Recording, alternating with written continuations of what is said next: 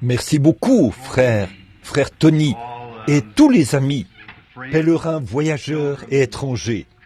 Vous savez, nous ne prétendons pas être... Excusez-moi. I'd like to say something that happened about 3 years ago. Maybe you don't know about this, but I'd like to get the congregation to know about it. About 3 years ago, I was in a convention in Tulsa, Oklahoma, and I was just praying and fasting, and I was just starving that some way, somehow, that I could get many, many souls. So I walked up to Brother Branham, and I said, Brother Branham, I said, will you pray that God this year will give me many, many, many souls? And he just laid his hand upon me, and he prayed. Now listen to this. 3 days later, a man walked up to me and he says, how would you like to go to Brazil? He paid my way all out to Brazil. He bought me a new gospel tent and I stayed out there for several months. And each day we had between 40 to 50 to 60 feet outside the tent. And God just give us many, many, many souls. So I just want to thank you and God bless you. Que Dieu vous bénisse, frère. J'aime entendre de tels rapports qui font état du salut des âmes. Vous savez, c'est ça l'essentiel. Et nous sommes heureux d'être ici et de voir tant de nos amis qui viennent de différents coins du pays. Et le frère que voici est arrivé en ville. Et si j'ai bien compris, ce matin, son matériel de campagne a déjà été déchargé ici sur place, en vue d'un grand réveil. Ma sincère prière, frère, c'est qu'il vous donne un grand réveil et beaucoup d'âmes ici dans la ville. Et je suis heureux ce matin de voir beaucoup de mes amis dans le ministère. Frère Outlaw, là-bas, c'est quand je me suis levé que j'ai vu qu'il était là. Il vient de Phoenix. Et je suis très heureux de vous voir ici, frère Outlaw. Vous, les frères de Jéricho, qui venez nous rendre visite ici à Jérusalem. Nous sommes toujours heureux de les avoir parmi nous. C'est vrai, Tony. Donc, celle-là, je l'ai faite à Frère Williams, à Phoenix, il n'y a pas longtemps. Vous savez, et je dis, j'habite maintenant ici, à Tucson, vous savez. Alors je dois en quelque sorte soutenir cet endroit, voyez-vous, depuis là-haut, sur la montagne. Je regarde Jéricho en contrebas et je vois nos frères. Eh bien, nous avons toujours... Et frère Carl parlait du si grand nombre de gens qui ont parcouru 160 kilomètres pour venir ici de Phoenix. Combien ici viennent de Jeffersonville, dans l'Indiana? Levez-vous.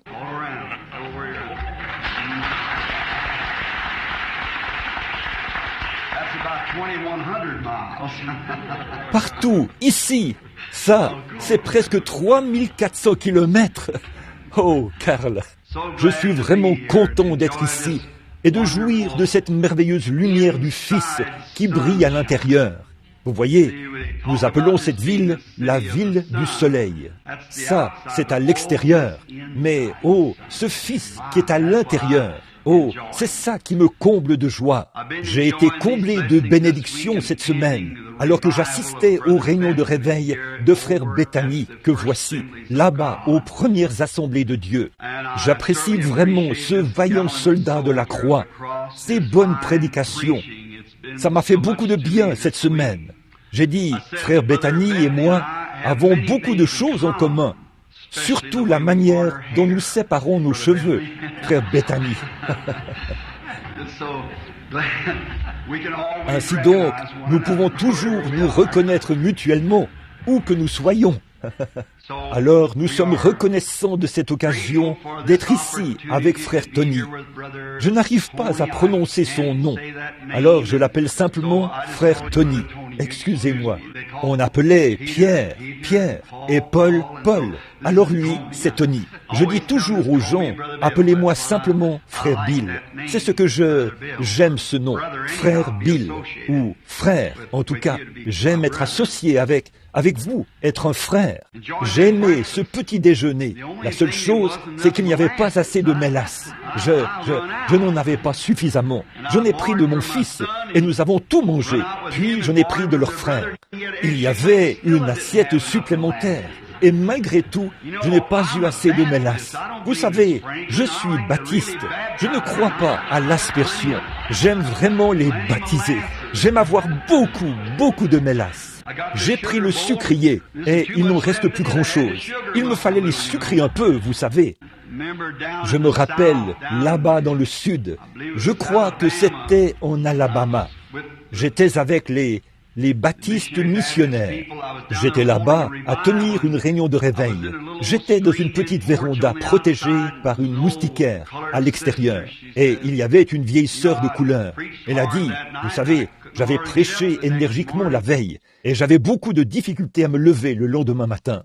Et elle m'a appelé et je me souviens que j'étais resté éveillé assez longtemps pour l'entendre dire « Hé, pasteur !»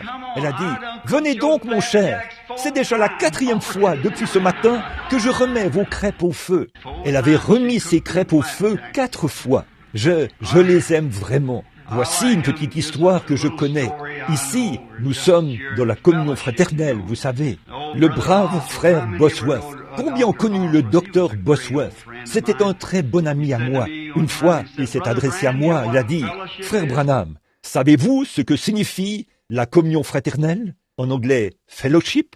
Et j'ai dit « Je pense que oui, docteur. » Il a dit « C'est 2 personnes dans un même bateau. » Vous savez, c'est ce dont il s'agit. Il s'agit là d'une communion étroite, pas restreinte, une communion étroite les uns avec les autres. Je me souviens qu'un jour, là, pendant que je pense aux crêpes, c'est comme ça qu'on les appelle ici dans le sud, frère Bethany, des crêpes. Donc j'étais à une petite partie de pêche, là-haut dans le nord du New Hampshire. C'est l'habitat des truites fardées et des truites de ruisseau. Et je transportais une petite tente sur mon dos. J'avais marché en transportant du matériel sur mon dos vers un lieu qui était à environ 1 jour et demi de marche, là où aucun novice ne pouvait s'aventurer. J'étais donc là à pêcher des truites. Oh, quel moment je passais! Et j'avais une toute petite tente. Et la veille, dans une petite nappe d'eau, oh, il y avait de belles grosses truites qui se trouvaient là. Et je les attrapais très vite. J'en attrapais une, si je la tuais, alors je la gardais et je la mangeais. Mais d'ordinaire, je les relâchais, si elle n'était pas gravement blessée. Et ma ligne à mouche s'accrochait toujours dans un petit buisson de saule derrière moi. Et je me suis dit, tôt demain matin, j'irai là-bas avec ma hache et je couperai ce buisson de saule. Comme ma petite mouche, Coachman, s'accrochait constamment dans ce buisson de saule. Alors, je me suis levé tôt et je me suis dit, eh bien, je pourrais attraper 1 ou 2 truites pour le petit déjeuner. Et j'étais tout seul. J'ai pris ma vieille petite hache et j'y suis allé. J'ai coupé ce petit buisson de saule, puis j'ai attrapé quelques poissons et j'ai pris le chemin du retour. Et là, j'ai entendu du bruit. C'était une brave maman ours. Il y en avait beaucoup dans cette région. C'était une ours noire. Elle avait 2 oursons et elle était entrée dans ma tente. Il l'avait mise en pièces. Il ne restait plus rien. C'était simplement, ce n'est pas tant ce qu'ils mangent, mais ce qu'ils détruisent. Dès qu'ils entendent le moindre cliquetis, ils sautent sur la chose. Vous savez, mon vieux poil était abîmé. Et, eh bien, je ne pouvais rien faire d'autre que de rentrer. Et quand la brave maman ours m'a vu arriver, elle s'est enfuie en grommelant pour appeler ses petits. Et l'un d'eux l'a suivi. L'autre n'est pas venu. Eh bien, je me suis demandé pourquoi il ne l'avait pas suivi. Eh bien, j'avais un vieux pistolet rouillé là, dans la tente. Mais l'ours était assis sur ce pistolet. Eh bien, de toute façon, je n'aurais pas abattu cette brave ours et laissé 2 orphelins dans les bois. Alors et c'est sûr que si vous vous attaquez à une brave maman ours qui a des oursons, elle vous griffera certainement. Vous savez, elle devient en quelque sorte agressive quand qu'elle pense que vous voulez vous en prendre à ses oursons. Donc, ce petit était assis là. C'était un tout petit ourson. Il avait l'air de peser environ 9 kilos, entre 7 et 9 kilos. C'était tout au début. Ça ne faisait pas longtemps que leur hibernation était terminée. Et ce petit avait le dos tourné à moi. Il était tout courbé, comme ceci. Eh bien, me suis-je dit, qu'est-ce qui captive autant ce petit? La brave maman ours et l'autre ourson se tenaient plus loin, et elle n'arrêtait pas de grommeler pour qu'il les rejoigne. Mais il ne faisait aucun cas d'elle. Je me suis dit, qu'est-ce qu'il a, ce petit? J'ai repéré un arbre où je pouvais me réfugier si elle s'en prenait à moi. Alors, je me suis dit, il faut que je voie ce qui fascine tant ce petit. D'habitude, il s'enfuit. Alors, j'ai continué à faire le tour en la tenant à l'œil, jusqu'à ce que je me retrouve sur le côté. Et vous seriez surpris de savoir ce qu'il faisait. Ce petit s'était emparé de mon bocal de mélasse. qui contenait près de 2 litres de mélasse. Et il en avait fait sauter le couvercle. Ils aiment ce qui est sucré de toute façon, vous savez. Il ne savait pas comment boire cela.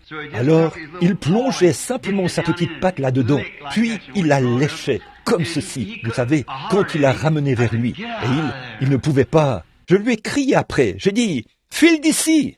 Et il s'est retourné.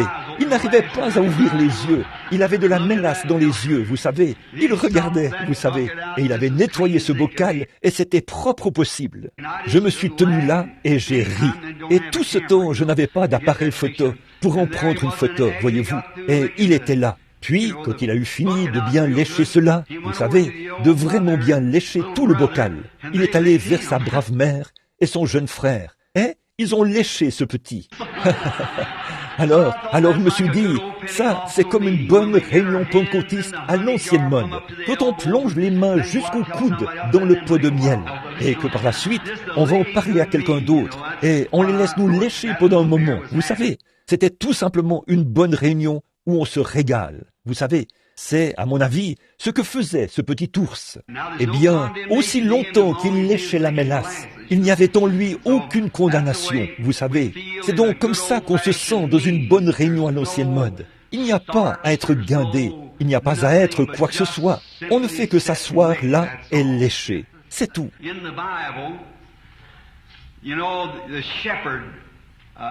Vous savez, dans la Bible, le berger portait un sac sur le côté.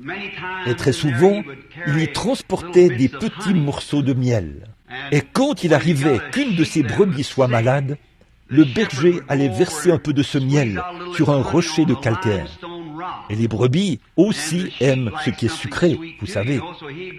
Elle y allait donc, la brebis, et se mettait à lécher ce rocher. Ce qu'elle léchait, c'était le miel, mais tout en léchant le miel, elle avalait du calcaire. Et c'est ce calcaire qui aidait à sa guérison. J'ai ici un sac rempli de miel, et je vais en mettre sur ce rocher, Jésus-Christ. Et vous, les brebis, commencez à lécher maintenant. Je suis sûr que ça guérira tous nos maux, si seulement nous léchons le rocher des âges.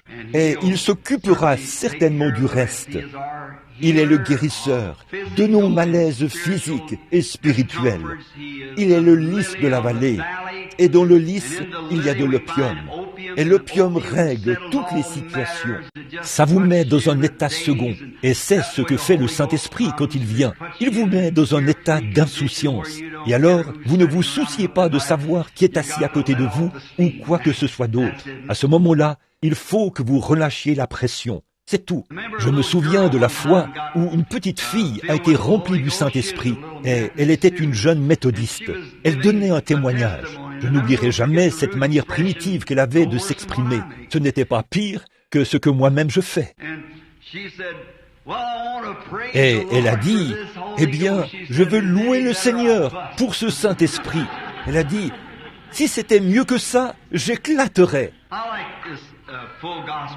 J'aime ces réunions que l'on organise à l'occasion de la convention des hommes d'affaires du plein évangile. Et vous savez, j'ai été ordonné il y a quelques années, il y a environ 35 ans, dans l'église baptiste missionnaire. Et là, pendant des années, j'ai essayé d'être un fidèle ministre de l'Évangile et fidèle à tout ce qui, à ma connaissance, était juste. Puis, après que j'ai eu la grande vision, je n'avais jamais entendu parler du pentecôtisme. J'avais entendu dire qu'il y avait une bande d'exaltés en ville qui bavait par terre et tout. Eh bien, je n'avais jamais prêté attention à ça.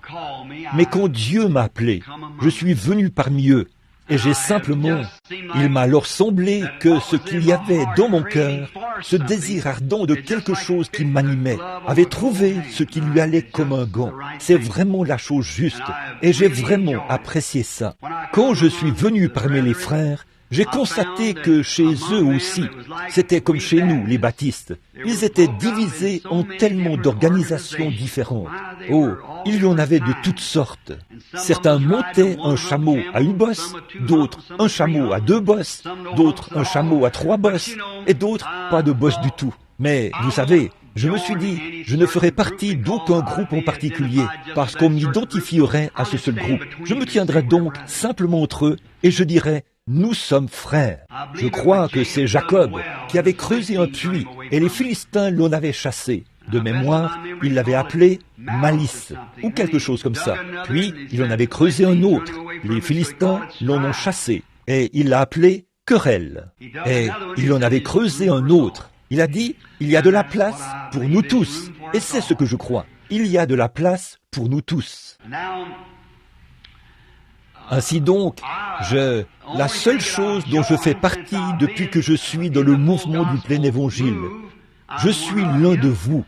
Et, à mon avis, c'est ce qu'il y a de plus proche du ciel. S'il y a quelque chose qui est plus proche encore, je tâcherai de trouver cela. Mais c'est ceci que j'ai trouvé, et j'aime ceci. Je m'en tiendrai à ceci jusqu'à ce que quelque chose de mieux arrive. Et je m'attends à ce que quelque chose de mieux arrive. Comme Pierre l'a dit, le jour de la Pentecôte, il a dit, ceci, c'est cela. Et si ceci n'est pas cela, alors je garderai ceci jusqu'à ce que cela arrive. Alors, je vais simplement m'en tenir à ceci, parce que c'est très bien. Puis j'ai vu que ces hommes d'affaires chrétiens, ces hommes d'affaires du plein évangile, avaient adopté à peu près la même position, dans la brèche, entre les belles grandes organisations des églises, pour essayer de créer un pont pour quelque chose, c'est-à-dire amener la communion fraternelle, pour combattre, non pas dans le but de démolir quelque organisation que ce soit, ou de faire en sorte que tous entrent dans une seule organisation, mais simplement pour amener la communion fraternelle. Et c'est pour cette raison que je me suis joint à vous. Et ceci, c'est la seule organisation dont je fais partie, l'Association des hommes d'affaires du plein évangile. Parce qu'elle essaye de faire ce que je pense être, ce qui pourrait rendre un grand service à Dieu et à son Église, pour que règne parmi nous ce sentiment que nous ne sommes pas séparés. Nous sommes frères, et nous avons tous reçu le même Saint-Esprit. Maintenant, Dieu vous a donné le Saint-Esprit, il a aussi donné le Saint-Esprit à l'autre personne. C'est comme le groupe des Branham. J'ai 9 frères, et il y en a qui sont gros et petits, grands et minces, et moi, je suis monsieur entre deux. Donc, il y en a de toutes sortes. Certains ont les cheveux blonds, d'autres ont les cheveux noirs, et d'autres, rien du tout. Et là encore, je suis monsieur entre deux. Mais alors, dans tout ça, nous restons des frères. Nous avions l'habitude d'aller dans la cour de derrière, quand nous nous battions. Mais quand nous nous retrouvions dans la cour avant, et que quelqu'un s'attaquait à un Branham, c'était vraiment dommage pour lui. C'est donc ainsi que nous devrions être, à mon avis. Voyez-vous, parfois, Dieu fait des choses qui, de notre point de vue, ne semblent pas correctes. Mais toutefois, si c'est Dieu qui le fait, disons simplement Amen. C'est Dieu qui le fait de toute façon, voyez, et nous attendons impatiemment ce moment où j'étais assis là dimanche soir dernier, pendant le service, alors que frère Bethany prêchait sur la marque de la bête. Et cet homme a relevé un point capital qui a rempli mon âme de joie. Il a dit que plus loin sur le chemin, quelque chose de plus grand nous attend, ou quelque chose comme ça, quelque chose que Dieu est sur le point de faire. Moi aussi, je le crois, pour tout terminer et faire monter l'Église dans la gloire. Comme c'est merveilleux. Eh bien, ne soyons donc pas paresseux au point où nous... Souvenez-vous, Dieu ne change jamais ses voies. Reste, parce que sa parole, il est la parole. Et sa parole ne peut pas faillir. Il est infini. Par conséquent, si Dieu prend une décision au sujet de quelque chose, cette décision restera toujours la même. Il ne peut pas revenir pour dire « je me suis trompé ». Voyez, je peux le faire, vous pouvez le faire, mais Dieu ne le peut pas, parce qu'il est infini. Voyez, sa première décision est éternelle. Quand Dieu a donné à l'homme les meilleures fortifications dont il disposait pour l'y attacher, pour le garder à l'intérieur. Dieu a donné à l'homme sa parole, dans le jardin d'Éden, sa parole. Et Ève, par cette inconcevable, définitive et grave, l'une des choses les plus inconcevables qu'elle ait jamais faites, ou qu'elle aurait jamais pu faire, c'était de raisonner avec la parole de Dieu. Nous ne raisonnons pas, nous la croyons. c'est tout. Eh bien, Dieu n'a jamais exigé quoi que ce soit d'autre que de croire sa parole. C'est vrai, sa parole, nous devons rester derrière elle. Maintenant, voici ici un petit quelque chose. Vous savez qu'un jour, la Bible avait prédit la venue d'un grand prophète qui rassemblerait Israël.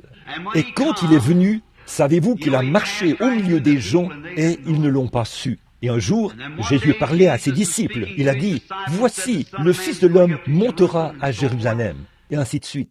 Ils ont dit, « Pourquoi les scribes ?» Autrement dit, ceux qui écrivaient les Écritures. Pourquoi les scribes disent-ils qu'Élie doit venir premièrement et rétablir toutes choses? Il a dit, je vous le dis en vérité, Élie viendra premièrement. Mais je vous dis qu'Élie est déjà venu, mais vous ne l'avez pas su. Vous voyez, il a été parmi eux, ils ne l'ont pas su. Il en est de même du Fils de l'homme. Ils ont compris qu'il parlait de Jean-Baptiste. Maintenant, voyez, il n'était qu'un excentrique qui se tenait quelque part au bord du fleuve, un barbare qui essayait de noyer les gens dans l'eau et tout. Il avait un message vraiment étrange, mais c'était le précurseur de Dieu. Et c'est passé, et ils ne l'ont pas su. Jésus est venu. Je pense qu'un tiers des Juifs de cette époque n'avaient jamais entendu parler de Jean.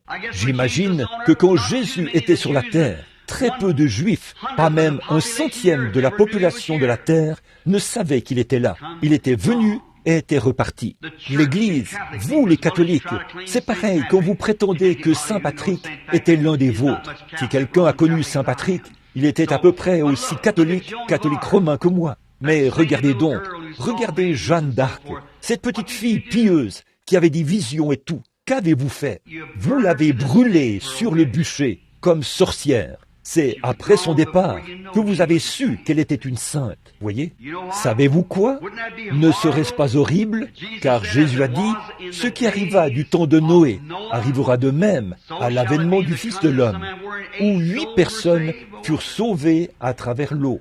Qu'en serait-il si l'enlèvement avait lieu aujourd'hui et qu'il en prenait 2 à Tucson, 1 à Phoenix et partout ailleurs dans le monde, comme ce sera le cas lors de l'enlèvement universel. Et ceux qui ressusciteront d'entre les morts iront discrètement à sa rencontre dans les airs. Ce sera là quelque chose de mystérieux. Et alors, un de ces jours, le jugement frappe la terre. Vous dites, eh bien, l'enlèvement ne devait-il pas avoir lieu premièrement? Cela s'est déjà produit et vous ne l'avez pas su. Pensez au nombre de personnes qui disparaîtront aujourd'hui partout dans le monde et que rien ne sera dit à ce sujet. Vous n'en saurez rien. Il pourrait y avoir 500 personnes dans le monde aujourd'hui qui soient portées disparues et vous n'en saurez rien. Nous vivons à une époque très particulière. Réparons nos lampes. Je ne dis pas qu'il en sera ainsi. Je dis, qu'en est-il s'il en était ainsi? Alors, le jugement frapperait. L'enlèvement aurait eu lieu. Voyez, il est déjà venu et vous ne l'avez pas su. Alors, quand nous nous rassemblons dans ces réunions, rassemblons-nous dans un seul but, celui de servir Dieu. Consacrons nos vies aux choses sérieuses. Quel bien cela nous fait-il d'imiter quelque chose? Pourquoi accepterions-nous de prendre un substitut alors que les cieux tout entiers sont remplis de la puissance et des bénédictions authentiques de la Pentecôte? Pourquoi devrions-nous accepter de prendre un substitut? Vous n'épuiserez pas les bénédictions de Dieu. Demandez abondamment. Pouvez-vous imaginer un petit poisson d'à peu près 1 centimètre, là-bas au milieu de l'océan, qui dirait « Je ferais mieux de boire de cette eau avec retenue. Je pourrais en manquer. » Eh bien, ça a l'air ridicule. Or, c'est plus ridicule de penser que vous pourriez épuiser la bonté de Dieu.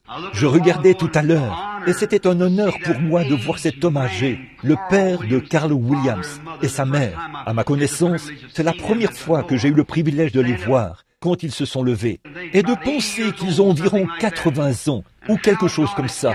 Oh, combien Dieu a gardé ce vieux couple. On pourrait croire qu'il est le frère de Carl, et non son père. Et Tony a dit que sa mère est descendue de la voiture là-bas, a claqué la portière, et s'est avancée là comme un petit soldat. Oh là là, voyez, comme Dieu est bon pour nous. Maintenant, si vous ne si vous ne faites pas partie de cette association des hommes d'affaires du plein évangile, vous, les hommes, en tant que baptiste, je m'adresse à vous, les baptistes. En tant que méthodiste, je suis méthodiste. Une fois, je prêchais dans l'Arkansas, et il y avait là un vieil homme qui marchait à l'aide de béquilles, et il avait été guéri. Il vendait des crayons dans la rue, et ce soir-là, pendant toute la réunion, il se levait. Il ne tenait pas en place. Il y avait environ, je pense, 5 ou 6 000 personnes rassemblées à l'auditorium Robinson Memorial, et à Little Rock. Et il disait, « Loué soit Dieu, je suis guéri !» C'est à peine si on pouvait prêcher. D'un bond, il se levait, et il disait, « Hé, frère Branham, je veux vous dire quelque chose. » Eh bien, il avait un jubilé gastronomique à lui tout seul. Alors, il était en train de passer des moments merveilleux. Il avait été guéri, et cela comptait beaucoup pour lui. Et il a donc dit, « Vous savez, il se trouve qu'il était nazaréen. » Et il a dit, « Vous savez, quand je vous ai entendu prêcher, j'étais sûr que vous étiez nazaréen. » Et il a dit, ensuite il a dit, « Moi aussi. » Il a dit, « Puis j'ai entendu quelqu'un dire que vous étiez baptiste. » Et il a ajouté, « La plupart des gens qui sont ici sont pentecôtistes. Je ne comprends pas tout ça. » J'ai dit, « Oh, c'est très facile. » J'ai dit, « Je suis un baptiste, nazaréen, pentecôtiste. » Voilà, c'est vrai. Nous sommes des chrétiens, nés de son esprit, lavés dans son sang, et nous attendons la venue de notre Seigneur. Que le Seigneur vous bénisse. Si vous êtes un homme d'affaires ou quoi que ce soit d'autre, permettez-moi de vous dire quelque chose. Venez avoir de la communion fraternelle. Ne vous contentez pas d'avoir une communion fraternelle qui se limite à serrer la main à un groupe d'hommes, mais recevez ce qu'ils ont. Le Saint-Esprit, c'est ce qui produit la vraie communion fraternelle. Vous savez, vous ne pouvez rien fabriquer. On ne vous demande pas de fabriquer quoi que ce soit. Il n'est pas demandé à l'Église de produire ou de fabriquer du fruit. Vous devez porter du fruit. Voyez, on ne peut pas dire à un mouton, fabrique de la laine. Il suffit qu'il soit un mouton et il portera de la laine. Voilà le problème. Nous essayons de fabriquer quelque chose. Ne fabriquez rien. Ayez juste ce qu'il faut à l'intérieur. Pouvez-vous imaginer un merle qui se pose là et qui essaie de mettre des plumes de paon dans ses ailes et qui dit ensuite, ne voyez-vous pas que je suis un paon? Il essaie d'accrocher sur lui quelque chose qui ne vient pas de l'intérieur. Et on voit trop de ces choses dans nos groupes pentecôtistes.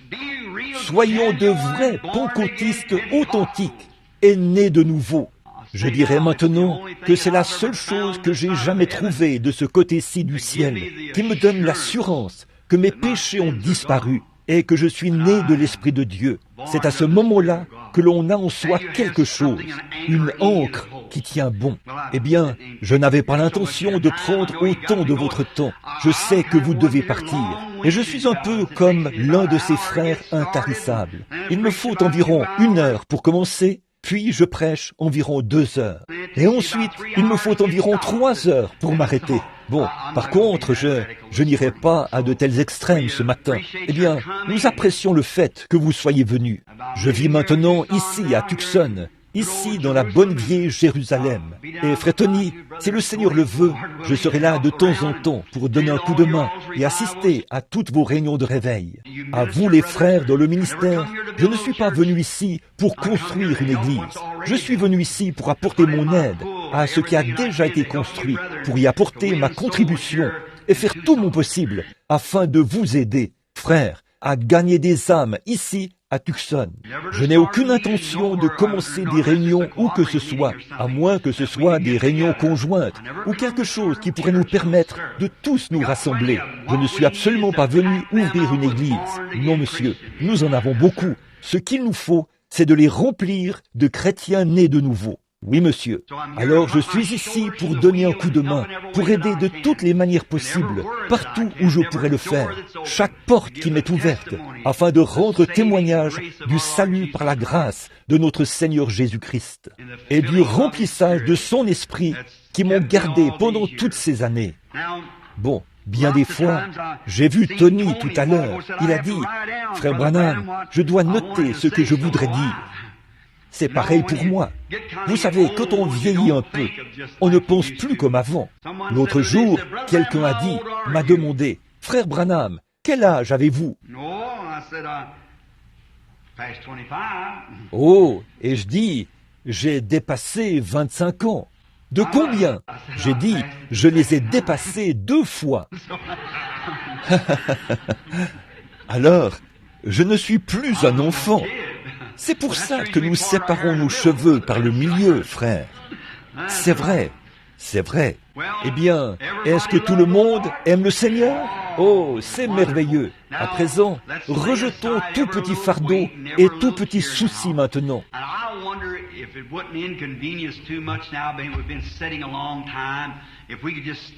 Et comme nous sommes assis là depuis un long moment, je me demande si ça ne nous dérangerait pas trop de bien vouloir nous lever juste un instant pour prier.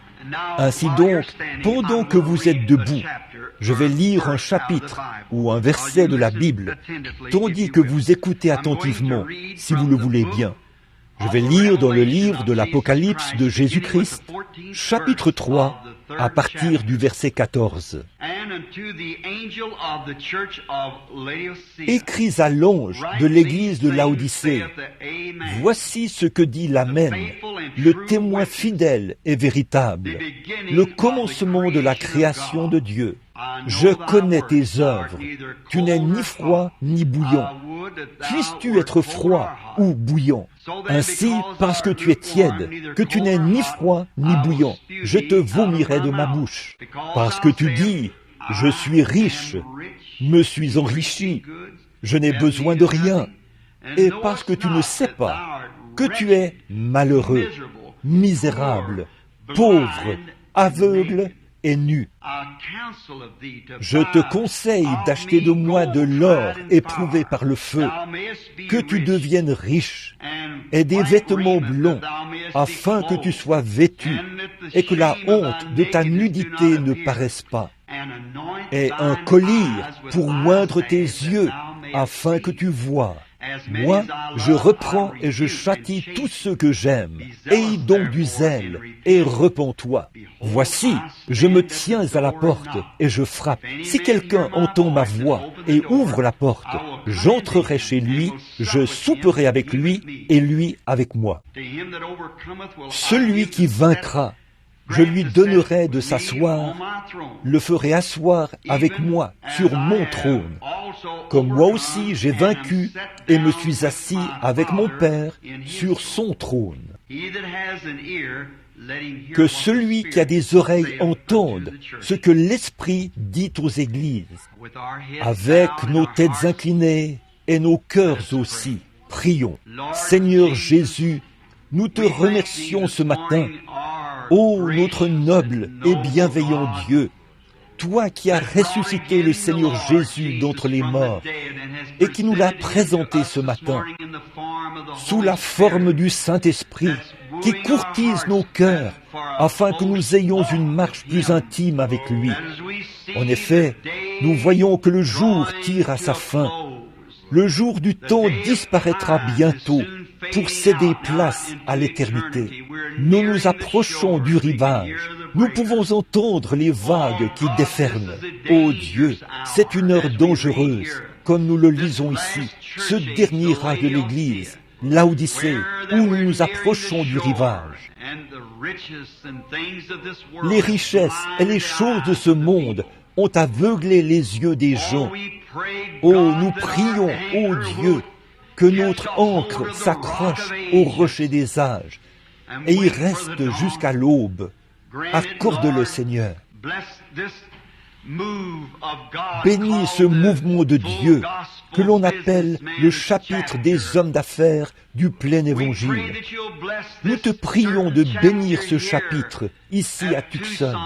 Puisse-t-il croître au point où ce Ramadan sera obligé de détruire ses murs et de s'agrandir, afin de pouvoir accueillir le nombre de chrétiens nés de nouveau qui viendront. Accorde-le. Bénis le frère qui vient pour tenir des réunions de réveil sous la tente en ville. Puisse cela être un outil qui contribuera à faire entrer des âmes dans ces églises et dans le royaume de Dieu. Bénis frère Bethany, là-bas à la première assemblée, alors qu'il y poursuit son grand travail pour le royaume de Dieu, Seigneur. Oh, combien nous te prions d'aller de l'avant avec lui et avec les églises partout au pays. Maintenant, alors que nous nous attendons à toi, puisse le Saint-Esprit nous donner l'interprétation et mettre en lumière le contexte de ce texte, car c'est au nom de Jésus que nous le demandons. Amen.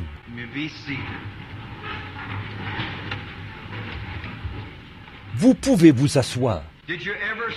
Vous êtes-vous déjà arrêté un instant pour penser que ceci pourrait être la toute dernière fois que nous nous rencontrons tous ensemble? Savez-vous que parmi nous qui sommes là, si nous revenons lors de la prochaine réunion, il se peut que certains d'entre nous ne soient plus de ce monde. Nous ne savons pas ce qui peut arriver. Alors c'est peut-être la dernière fois que nous nous rassemblons comme ceci, en tant que groupe, que nous nous côtoyons et que nous mangeons ensemble sur cette terre. Mais souvenez-vous, il viendra un temps où nous nous rencontrerons de nouveau. Oh, pas à un petit déjeuner, mais à un souper. Oh, où le grand banquet de Dieu, les noces de l'agneau, les glorieux sièges seront disposés d'un bout à l'autre du ciel, et où les rachetés de tous les âges seront assis face à face. Ce sera un moment glorieux. C'est ce que j'attends. Bon, ce matin, je vais prendre un sujet dont je veux vous parler pendant quelques instants. Si cela m'est possible, je ne vous retiendrai pas plus longtemps qu'il faut. Je veux parler. J'ai ici quelques passages de l'Écriture et quelques notes à partir desquelles j'aimerais parler pendant quelques instants sur le sujet « Une porte à l'intérieur d'une porte ». Maintenant, ce cadre que nous voyons ce matin dans la lecture de l'Écriture que nous venons de faire est très inhabituel.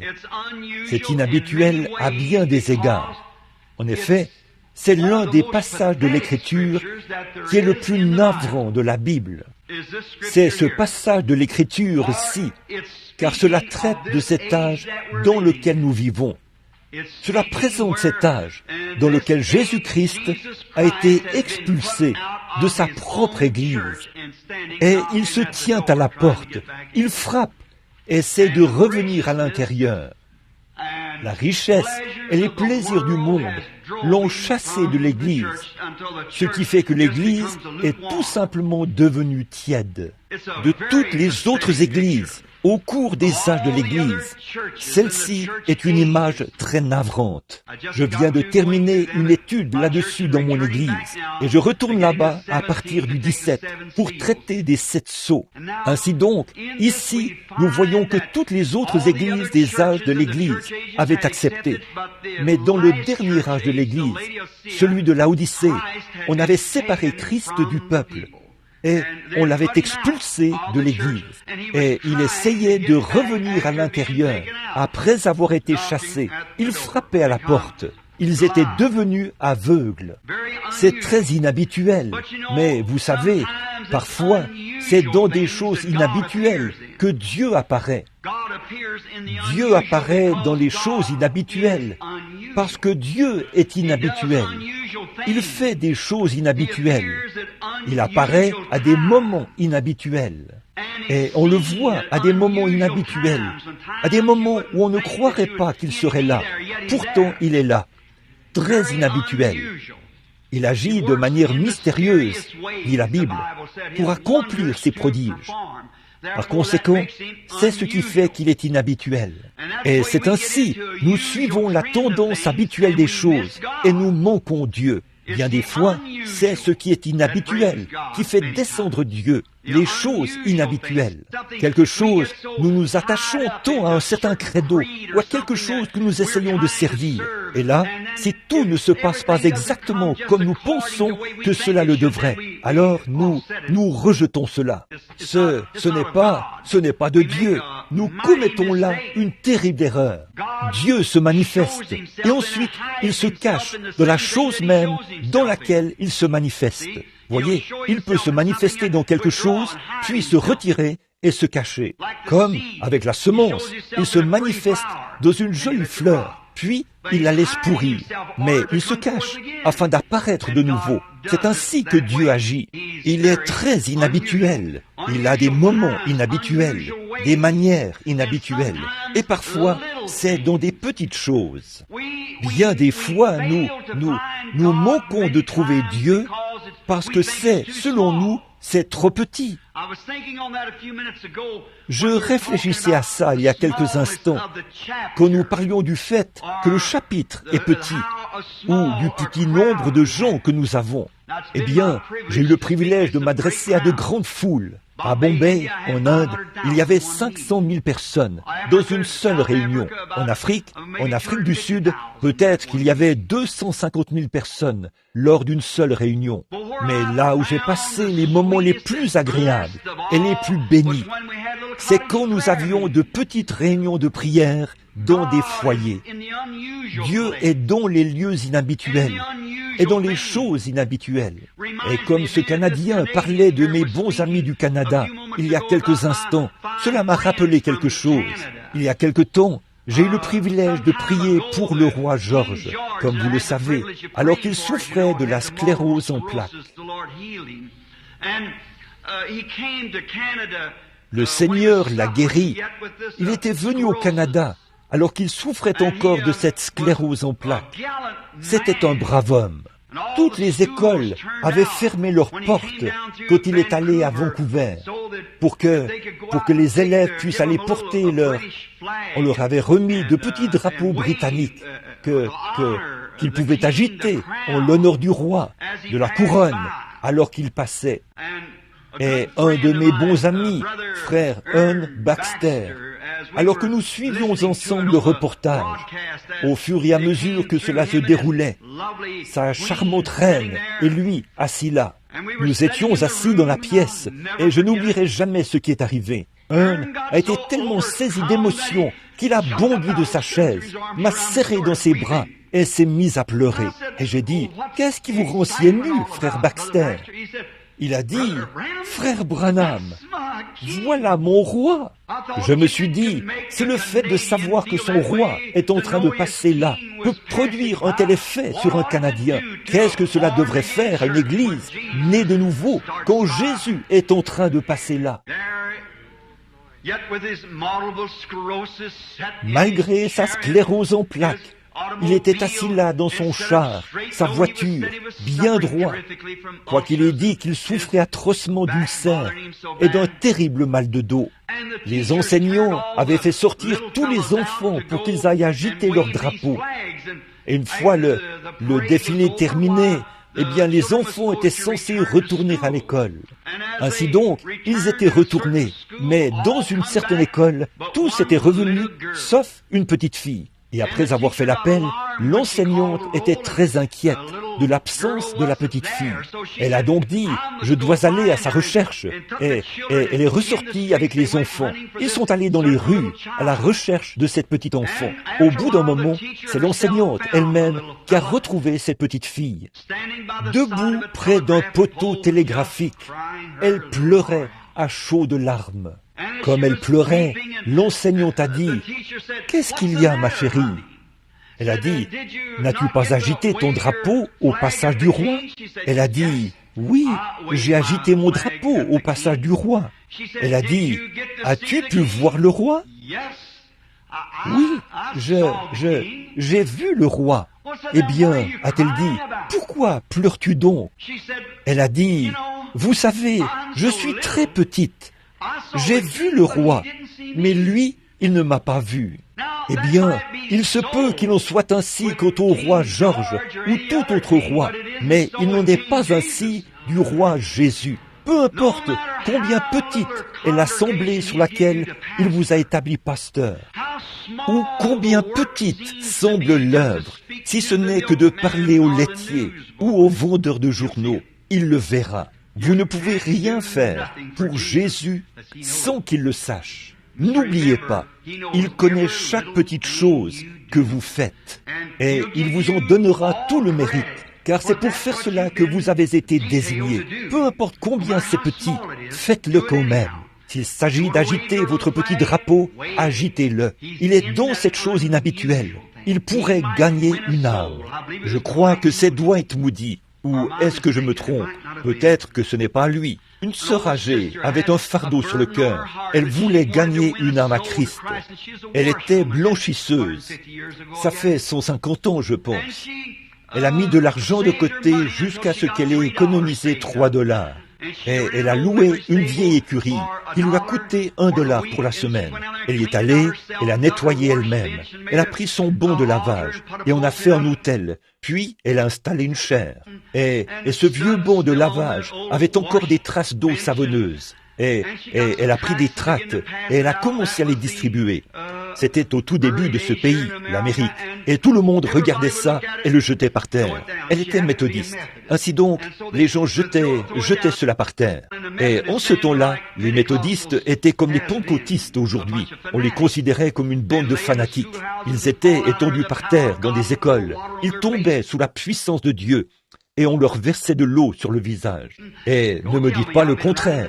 J'ai assisté à leurs réunions, voyez. Et si seulement on les avait laissés tranquilles, au lieu de leur faire un pas en arrière, si on les avait simplement laissés aller de l'avant, ils auraient été pentecôtistes, vous voyez. Mais là, cette pauvre vieille femme distribuait des tracts, et père, tout le monde les jetait dans la rue.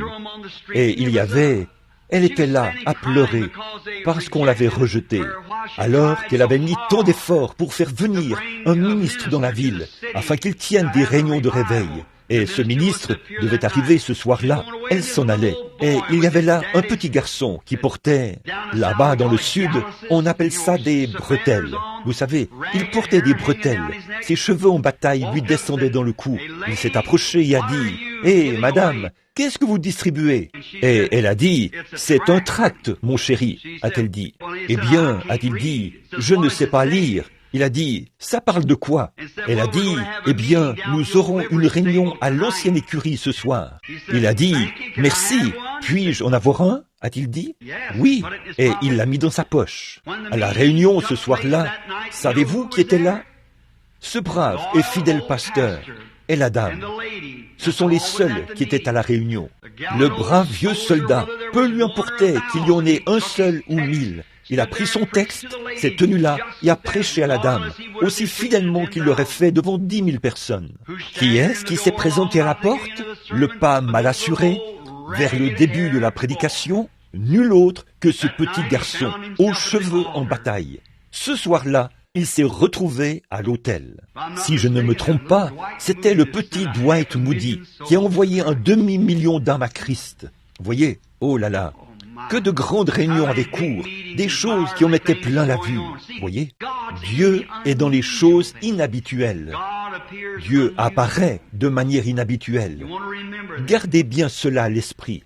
Maintenant, je n'arrive pas à me souvenir de l'artiste qui a peint ce tableau de Jésus qui frappe à la porte. C'est un artiste grec. Je n'arrive pas à me souvenir du nom de cet homme en ce moment, mais il avait passé pratiquement toute sa vie à peindre ce tableau. Et voyez-vous, avant qu'il puisse être exposé au Panthéon, il doit d'abord passer par la galerie des critiques. Tout grand tableau suit obligatoirement ce processus. Il doit passer par la critique. Oh, comme j'aurais souhaité avoir ce quelque chose qu'il faut pour présenter ça à cet auditoire ce matin. Vous rendez-vous compte, vous les pentecôtistes, alors que nous nous refroidissons, que Dieu nous fait passer par la galerie des critiques aujourd'hui? L'Église doit passer par la galerie des critiques avant de pouvoir entrer au Panthéon en tant qu'épouse. Certainement, pouvez-vous supporter cela? Êtes-vous prêt à vous conformer à l'Écriture et à rester fidèle à votre témoignage dans l'amour de Christ? Ou faites-vous demi-tour pour suivre le monde?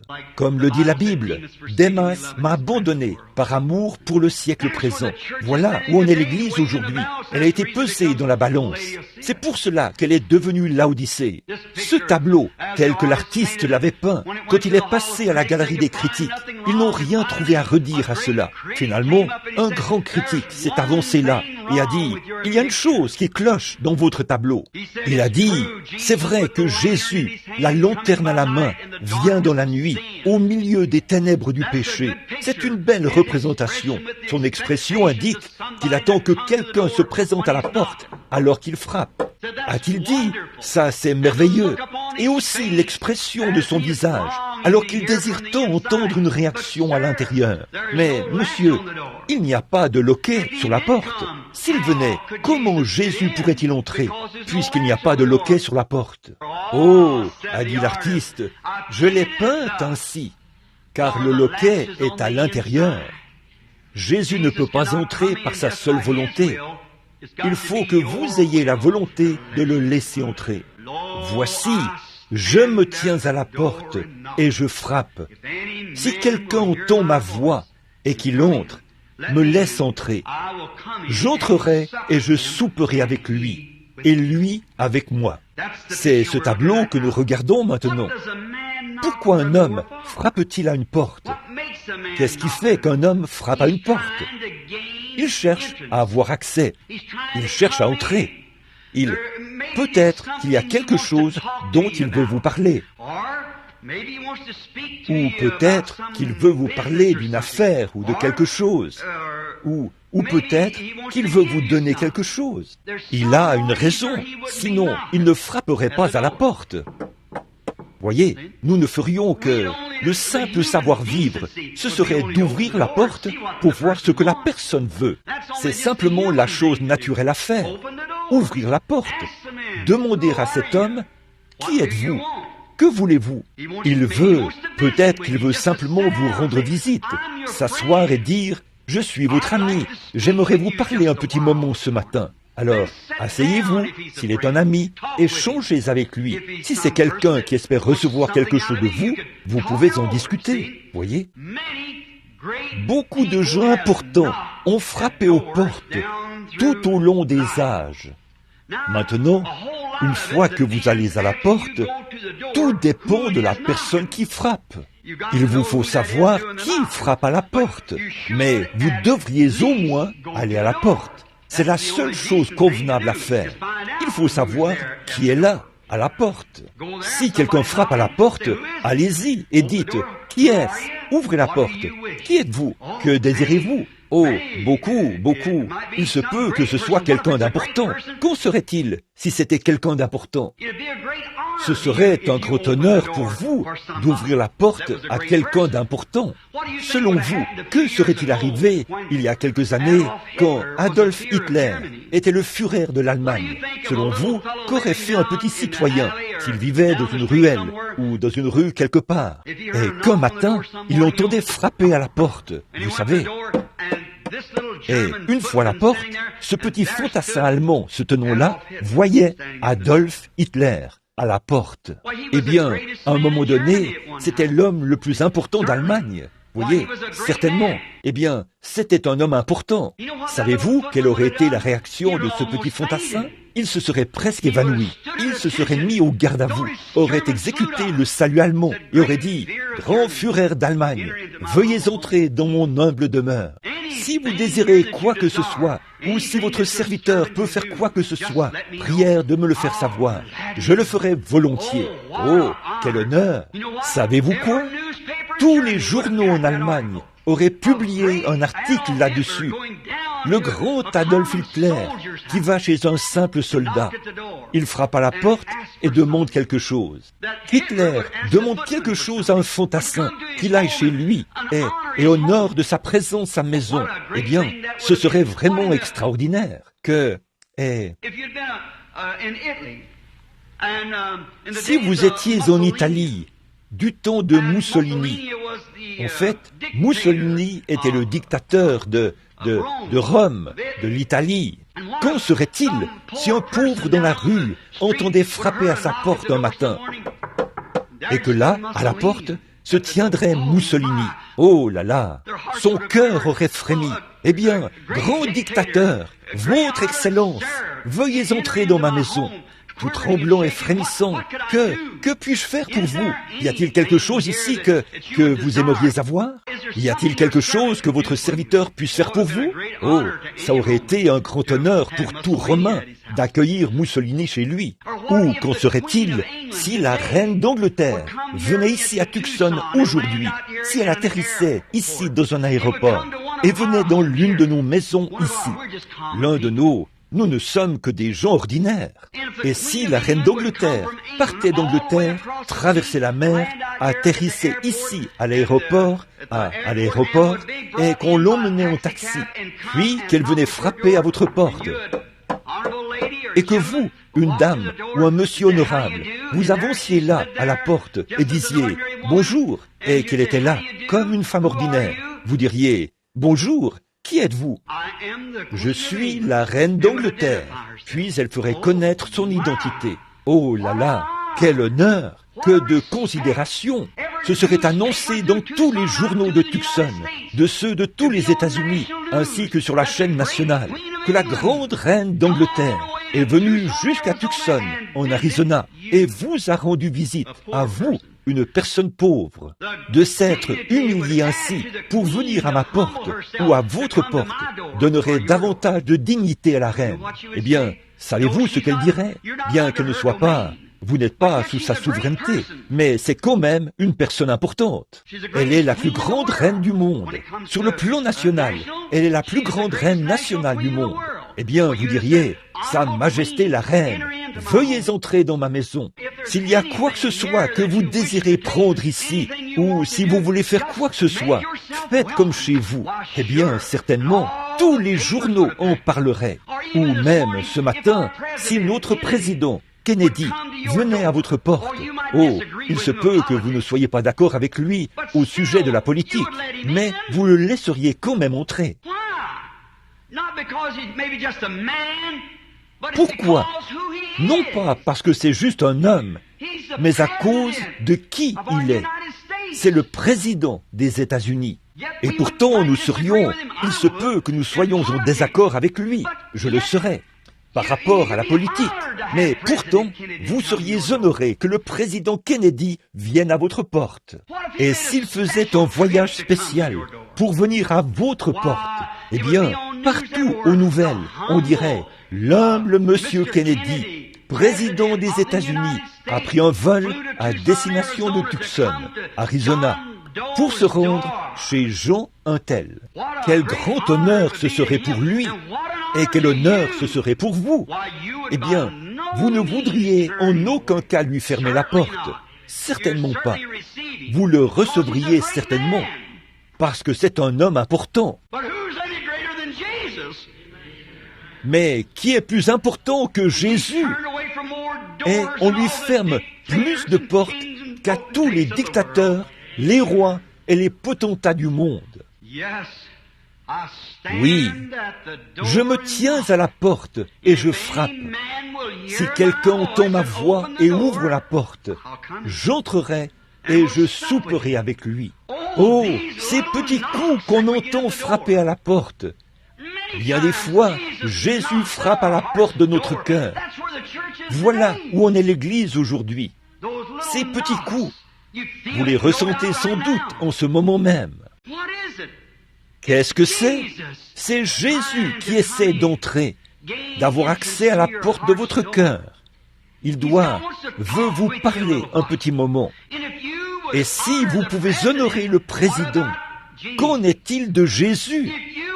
Si pour rien au monde, vous ne fermeriez la porte au président, comment donc pouvez-vous fermer la porte à Jésus? Le président n'est qu'un homme, il doit mourir. Mais Jésus est votre Dieu, il est votre juge. Non seulement cela, mais celui-là même qui sera votre juge est en ce moment votre sauveur. Maintenant, le président pourrait vouloir vous ordonner de vous engager dans l'armée. Il pourrait vous ordonner de faire quelque chose d'horrible. Il pourrait vous ordonner ou vous enlever quelque chose, vous enlever vos enfants ou quelque chose pour en faire ses serviteurs ou quelque chose de ce genre. Il pourrait faire quelque chose comme ça. Mais Jésus ne veut pas ça. Il veut vous donner quelque chose. C'est pour ça qu'il frappe à la porte. Il a quelque chose pour vous. Il n'y a rien qui puisse être plus grand que ce qu'il veut vous donner. Le Saint-Esprit. Il veut vous donner la vie éternelle. Qu'en est-il si le président disait « Je viens vous chercher et j'en ai l'autorité pour faire de vous le président des États-Unis » Vous serez obligé de céder cette position à un moment donné. Et si la reine voulait faire de vous la reine d'Angleterre, et que c'est vous qui portiez la couronne, vous seriez obligé de la céder. Mais Jésus nous donne une couronne de vie que nous ne cédons jamais, une couronne incorruptible de sa gloire. Et nous n'avons pas à la céder. Il nous la donne. C'est une bénédiction. C'est du Saint-Esprit qu'il veut couronner notre vie. Comment pourrions-nous être si indifférents au point de rejeter cela? Que c'est irréfléchi. Ce que fait l'Église, comment les gens peuvent-ils être irréfléchis au point de commettre une telle erreur? Refuser d'écouter ces coups que l'on frappe à la porte. Comme ce serait insensé de la part d'un homme ou d'une femme ici présent ce matin de tourner le dos à ces coups, à la vie éternelle. Et nous regardons et voyons les nuages du jugement se former. On entend les hommes de science dire « Il est minuit moins 3 ». Et pratiquement 2 de ces minutes sont écoulées. Ça, c'était il y a plusieurs années. Et nous voyons que l'Église est en débandade. Nous voyons tout ce qui se passe, comment tout se déroule. Et la dénomination qui commence à devenir la dénomination, le refroidissement. Et le temps du réveil, semble-t-il, est presque terminé. Nous ferions mieux de regarder la vérité en face. Oh, nous faisons beaucoup de bruit, certainement. On joue à fond du piano, on sautille. Les femmes se coupent les cheveux et des yeux bleus. Elles se conduisent mal et les hommes les laissent faire. C'est contraire à l'Écriture. C'est vraiment dégoûtant ce que nous voyons dans nos rues aujourd'hui. J'ai emmené mes enfants hier. Je voulais aller voir un rodéo. Mes petits. Mon père était cavalier et j'ai fait un peu d'équitation. Et c'est tout naturel pour eux d'aimer les chevaux. Ils voulaient voir les chevaux. Et quand je me suis arrêté dans la rue, j'ai eu un malaise au plus profond de mon être et j'ai fait demi-tour. Quand j'ai vu comment aujourd'hui les gens essayent de vivre dans le passé, ils essayent de faire vivre quelque chose du passé. Nous vivons dans un monde en mutation. Les choses changent constamment dans ma région. Je suis du Kentucky, vous savez, de naissance. C'est là que vivent presque tous les miens. Là, ils ont la vallée de Renfrew.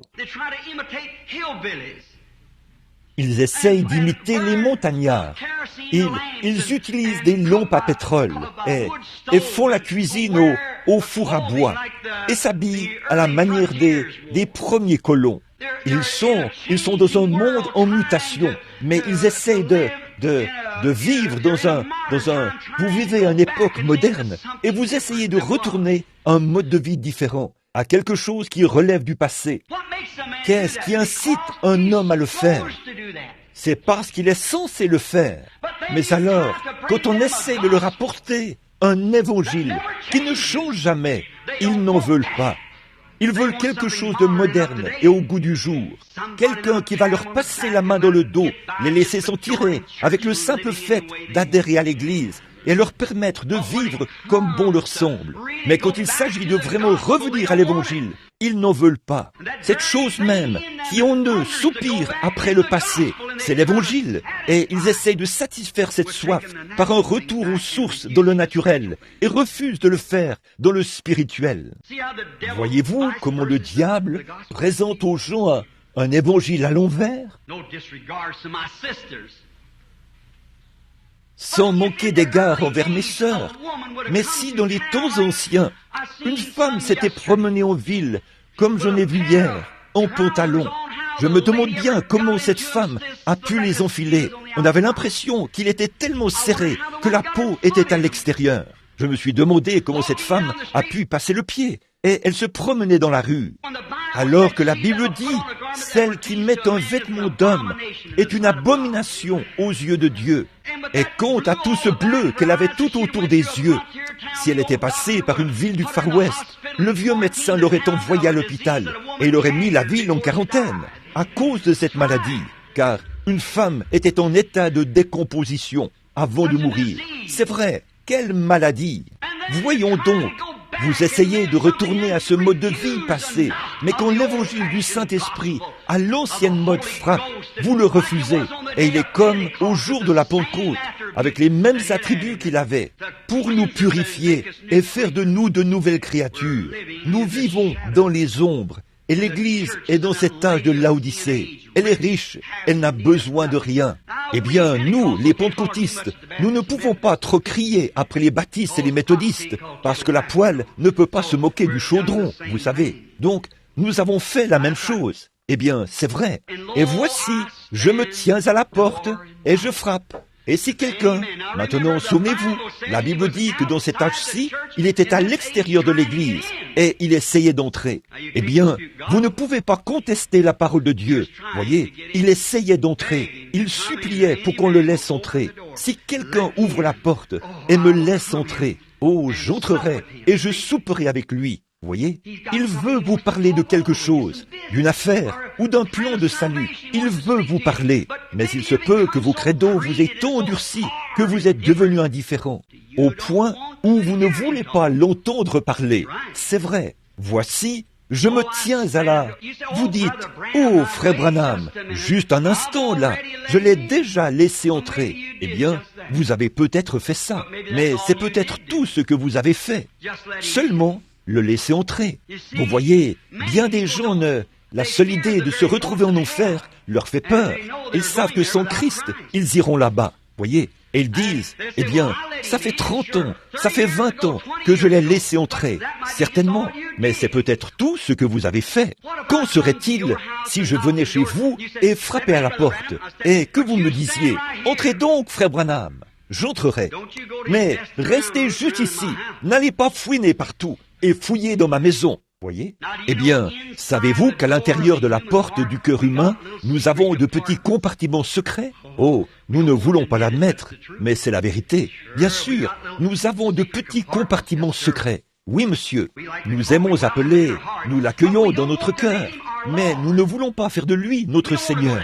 Nous ne voulons pas aller en enfer. Donc, ô Jésus, franchis le seuil de ma porte pour que je n'aille pas en enfer. Mais je ne veux pas que tu sois mon Seigneur. Or, Seigneur veut dire possession. Cela signifie que si vous le laissez entrer en tant que Seigneur, il aura le contrôle de tout. Il est chez lui. Si je viens chez vous et que je frappe à la porte et que vous ne voulez pas de moi, dites-moi, allez-vous-en et je vous apprécierai davantage. Si vous me laissez franchir la porte et que vous dites, eh bien, ne vous promenez pas partout, restez juste là où vous êtes, eh bien, que voulez-vous? Voyez? Aurais-je l'impression d'être le bienvenu? Pourrais-je vous expliquer l'objet de ma visite? Certainement pas. Et c'est ainsi qu'agit l'Église aujourd'hui, mes amis. C'est ainsi que les gens se comportent. Entre, Seigneur. Mais, eh bien, voilà, c'est tout. Dis-moi ce que tu veux. Voyez? Oh non, c'est là que nous avons des ennuis. Nous devons l'accueillir. Seigneur, entre dans ma maison. S'il y a quoi que ce soit, s'il y a ici quoi que ce soit que tu désires, sers-toi, je suis à toi, tu es à moi, tu m'as honoré. Le grand roi, le créateur des cieux et de la terre, a frappé à ma porte, et je veux que tu entres, Seigneur. Oh Seigneur, sois mon Seigneur, prends-moi, puisses-tu faire de moi tout ce que tu voudras. S'il y a en moi quoi que ce soit de mauvais, veuille découvrir tous les secrets de mon cœur. Entre dans chaque porte, sonde-moi, Seigneur, et vois ce qui ne va pas chez moi. Et s'il y a quoi que ce soit qui cloche, montre-le-moi, Seigneur. Jette cela à la porte. Je te veux ici, à l'intérieur. Je t'ai fait entrer pour que tu sois mon Seigneur. Je n'ai pas cette bénédiction, Seigneur. Purifie-moi maintenant. Si je ne veux pas qu'il soit mon Seigneur à part entière, je ne lui ouvrirai jamais la porte. S'il ne peut pas être Seigneur, je ne veux pas qu'il soit un sauveur. S'il ne peut pas être un Seigneur, tout le monde veut d'un sauveur. mais pas d'un Seigneur. Ils veulent quelque chose qui leur permettra d'échapper à toute la condamnation de l'enfer et qui leur permettra de vivre comme bon leur semble et faire comme bon leur semble. Vous savez, promenons-nous dans cet édifice qu'on appelle le cœur. Voulez-vous me supporter encore 10 minutes? Regardez, remarquez, faisons le tour du cœur pour d'un instant. Tout d'abord, quand on entre dans le cœur humain, du côté droit, quand on entre, il y a là une petite porte et elle s'appelle « ma vie privée ». Eh bien, vous ne voulez pas que qui que ce soit s'en mêle. Eh bien, si je veux faire quoi que ce soit, ça me regarde. Je vais adhérer à l'église et aller là-bas. Mais, monsieur le prédicateur, ne me dites surtout pas ce que je dois faire. Oh oui, voyez? Bon, je sais que la Bible dit, mais je n'y crois pas. Oh là là, voyez? Pensez-vous donc que Jésus pourrait demeurer dans un cœur comme celui-là? Certainement pas. Il y entre pour être Seigneur. Il entre, lui qui est là, la vie privée. Oh, c'est quelque chose d'important. Bon, vous savez, chacun de nous veut avoir sa propre vie privée. Si nous décidons de boire un petit verre avec le voisin, ça nous regarde ça. Si nous, les femmes, nous voulons nous couper les cheveux, c'est c'est notre privilège en tant qu'Américaines. Si nous voulons porter des shorts, ça nous regarde. Eh bien, c'est vrai. Si nous, les hommes, nous décidons de boire un petit verre, et si nous voulons permettre à notre femme de le faire, vous n'avez pas le droit de nous dire quoi que ce soit à ce sujet. Mais l'Évangile dit, ne le faites pas. Eh bien, la parole de qui est vraie? Voyez, la parole de Dieu est vraie. Vous dites, oh, bien sûr, nous voulons Jésus, certainement, on pense l'avoir. Et tout. Mais si l'enlèvement avait lieu, je me demande si nous ne nous retrouverions pas seuls ici un de ces jours, et qu'ensuite nous nous demanderions ce qui s'est passé, si cela arrive dans le plus grand secret, vous savez. C'est ce qui arrivera, comme un voleur dans la nuit. 99 personnes sur un demi-million, sur 1 million, ne sauront jamais que l'enlèvement a eu lieu. Ce sera passé, et ils n'en sauront rien du tout. Jésus l'a dit. Alors, c'est forcément vrai. Voyez, certainement, il viendra comme un voleur dans la nuit pour les enlever. Comme ce livre que j'ai lu une fois. Comment s'appelait ce personnage? Roméo et Juliette, ou quelque chose comme ça. Voyez, il était venu la prendre de nuit. C'est ce que Jésus fera au moment où le monde sera profondément porté par le sommeil. Comme la Bible dit, dans l'âge de Laodicée, il entrera discrètement et prendra cette épouse. Alors, tous ceux qui seront ressuscités, de tous les âges, ceux de tous les âges, ils iront tous au ciel, parmi l'épouse. Alors, les jugements s'abattront. L'Église dira, eh bien, un instant là, je pensais qu'il devait y avoir une épouse. La venue du Seigneur est l'épouse. C'est passé, il y a belle lurette, voyez, et vous n'en avez rien su, voyez, c'est arrivé en secret. Pourquoi? Nous disons, oh, je suis membre d'église, je suis méthodiste, je suis baptiste, je suis pentecôtiste. Ça ne veut absolument rien dire pour Dieu. Pas plus qu'un médecin qui dit « Vous avez un cancer à un stade avancé ». Ça n'a rien à voir avec la maladie. C'est juste un nom qu'on lui a attribué. C'est un démon, vous voyez, un cancer. Si vous disiez « C'est une colombe, c'est une buse, c'est juste une sorte de vautour », ça n'a rien à y voir. Et vous voyez, ça ne guérit pas cela, ça ne tue pas cela. C'est juste un nom qui indique ce que c'est. Juste de dire, vous dites, je suis chrétien, je suis seulement par profession peut-être. Vous voyez, nos vies parlent si fort qu'on n'entend même pas notre témoignage. Nos vies, nos actions, notre moralité au milieu de nous. Les réunions de réveil seront organisées ici. Par qui? Les baptistes. Ah, nous n'avons rien à faire avec ça. Pourtant, Dieu pourrait avoir un message là-bas pour nous. Qui l'organise? La première assemblée, la deuxième assemblée, ou le nom de Jésus, ou l'église de Dieu, ou une autre. Oh, eh bien nous ne faisons pas partie de ce groupe-là. Nous sommes frères. Quelqu'un oserait-il séparer l'héritage de Dieu? Ils ont reçu le Saint-Esprit comme vous l'avez reçu. Ils ont fait les mêmes choses que vous avez faites lorsque vous l'avez reçu. Certainement. Vous voyez donc pourquoi j'aime ces hommes d'affaires du plein évangile? Ça me donne une voie d'accès pour exprimer ces choses. Voyez, de dire, voici ce qu'il en est. Nous sommes frères. Nous ne sommes pas divisés. Nous formons tous un seul corps. Vous voyez, comme l'a dit le poète. Maintenant, cette petite porte qui m'appartient, ma propre vie privée, là, c'est très bien. Je serai membre de votre Église. Je deviendrai membre des hommes d'affaires du plein évangile. Mais là, n'allez pas me dire que je dois recevoir le Saint-Esprit et faire des choses bizarres comme ça. Voyez, il s'agit là de cette vie privée. Voyez, si vous le faites, Jésus ne pourra jamais prendre sa position de Seigneur dans votre vie. Il fera simplement demi-tour et repartira. Que feriez-vous face à une telle situation si vous alliez chez quelqu'un et qu'on vous disait « Restez ici, à la porte, dites ce que vous avez à dire », eh bien vous diriez « Merci » et vous repartiriez. Jésus aussi, certainement. C'est pour ça que l'Église se retrouve là, en train de refroidir. Vous voyez, exactement comme elle l'est en ce moment. Ne laissez jamais les hommes d'affaires du plein évangile en arriver là. Quand vous écoutez un message et que vous entendez frapper, ouvrez et dites, Seigneur, ça, de quoi s'agit-il? Quand vous voyez un homme, nous avons beaucoup d'imitateurs, mais quand vous en voyez un qui est authentique, que signifie un imitateur? Qu'est-ce qu'un faux dollar indique? Quand vous tombez sur un faux dollar, cela signifie qu'il a été fabriqué à partir d'un vrai. Il faut qu'il y en ait un vrai pour qu'on puisse fabriquer un faux. Il y a donc un vrai Saint-Esprit, une vraie puissance de salut, un vrai Dieu d'amour. Oui, n'acceptez rien de moins. Non, monsieur, ne le faites pas. Très bien, cette porte privée. Je vais devoir me dépêcher pour présenter ces portes.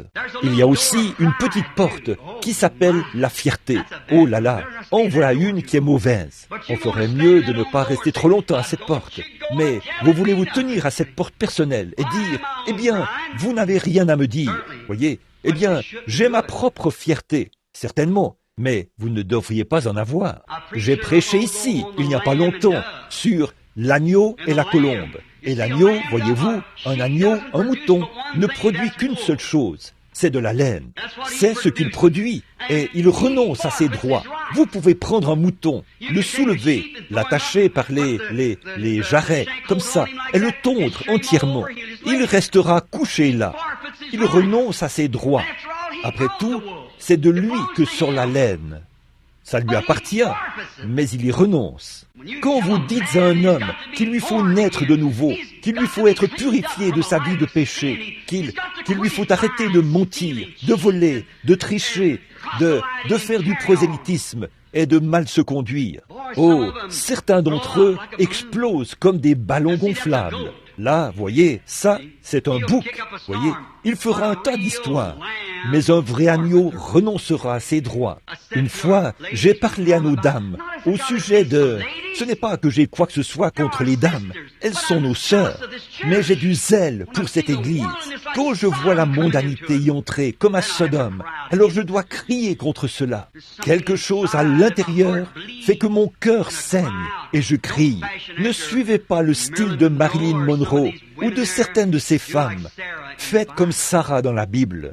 Voyez, n'essayez pas d'être monsieur quelque chose, on ne sait quoi, qui court sur l'estrade et se conduit n'importe comment et qui essaye de s'habiller comme s'il sortait de chez le tailleur, bien soigné et élégant. Ne le faites pas. On trouve trop de spectacles hollywoodiens parmi les pentecôtistes. C'est vrai, il nous faut le Saint-Esprit.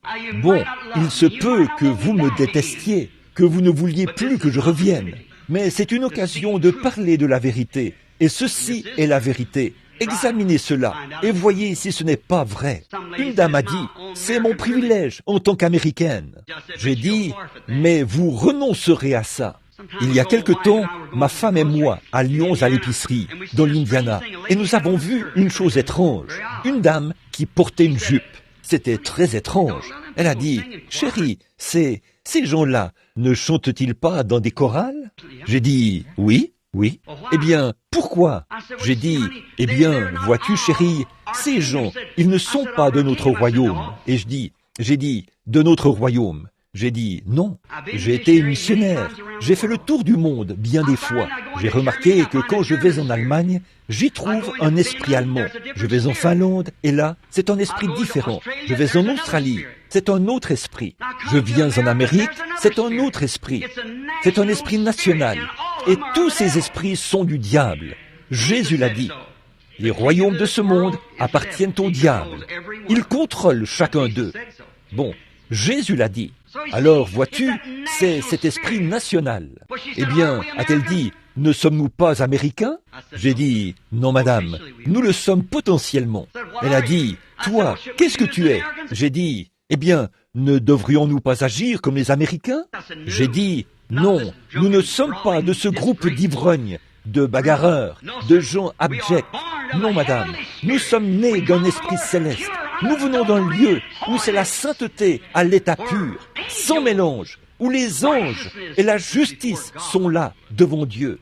J'ai dit, ici, nous vivons comme dans une nation. Certainement, c'est vrai, ceci, c'est notre nation, là où nous faisons des efforts.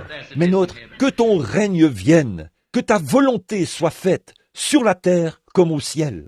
Par conséquent, quand on est né d'en haut et que tout le péché est balayé et jeté dans l'abîme, c'est l'Esprit de Dieu, le Créateur, qui entre dans notre cœur. Et c'est lui qui contrôle notre caractère.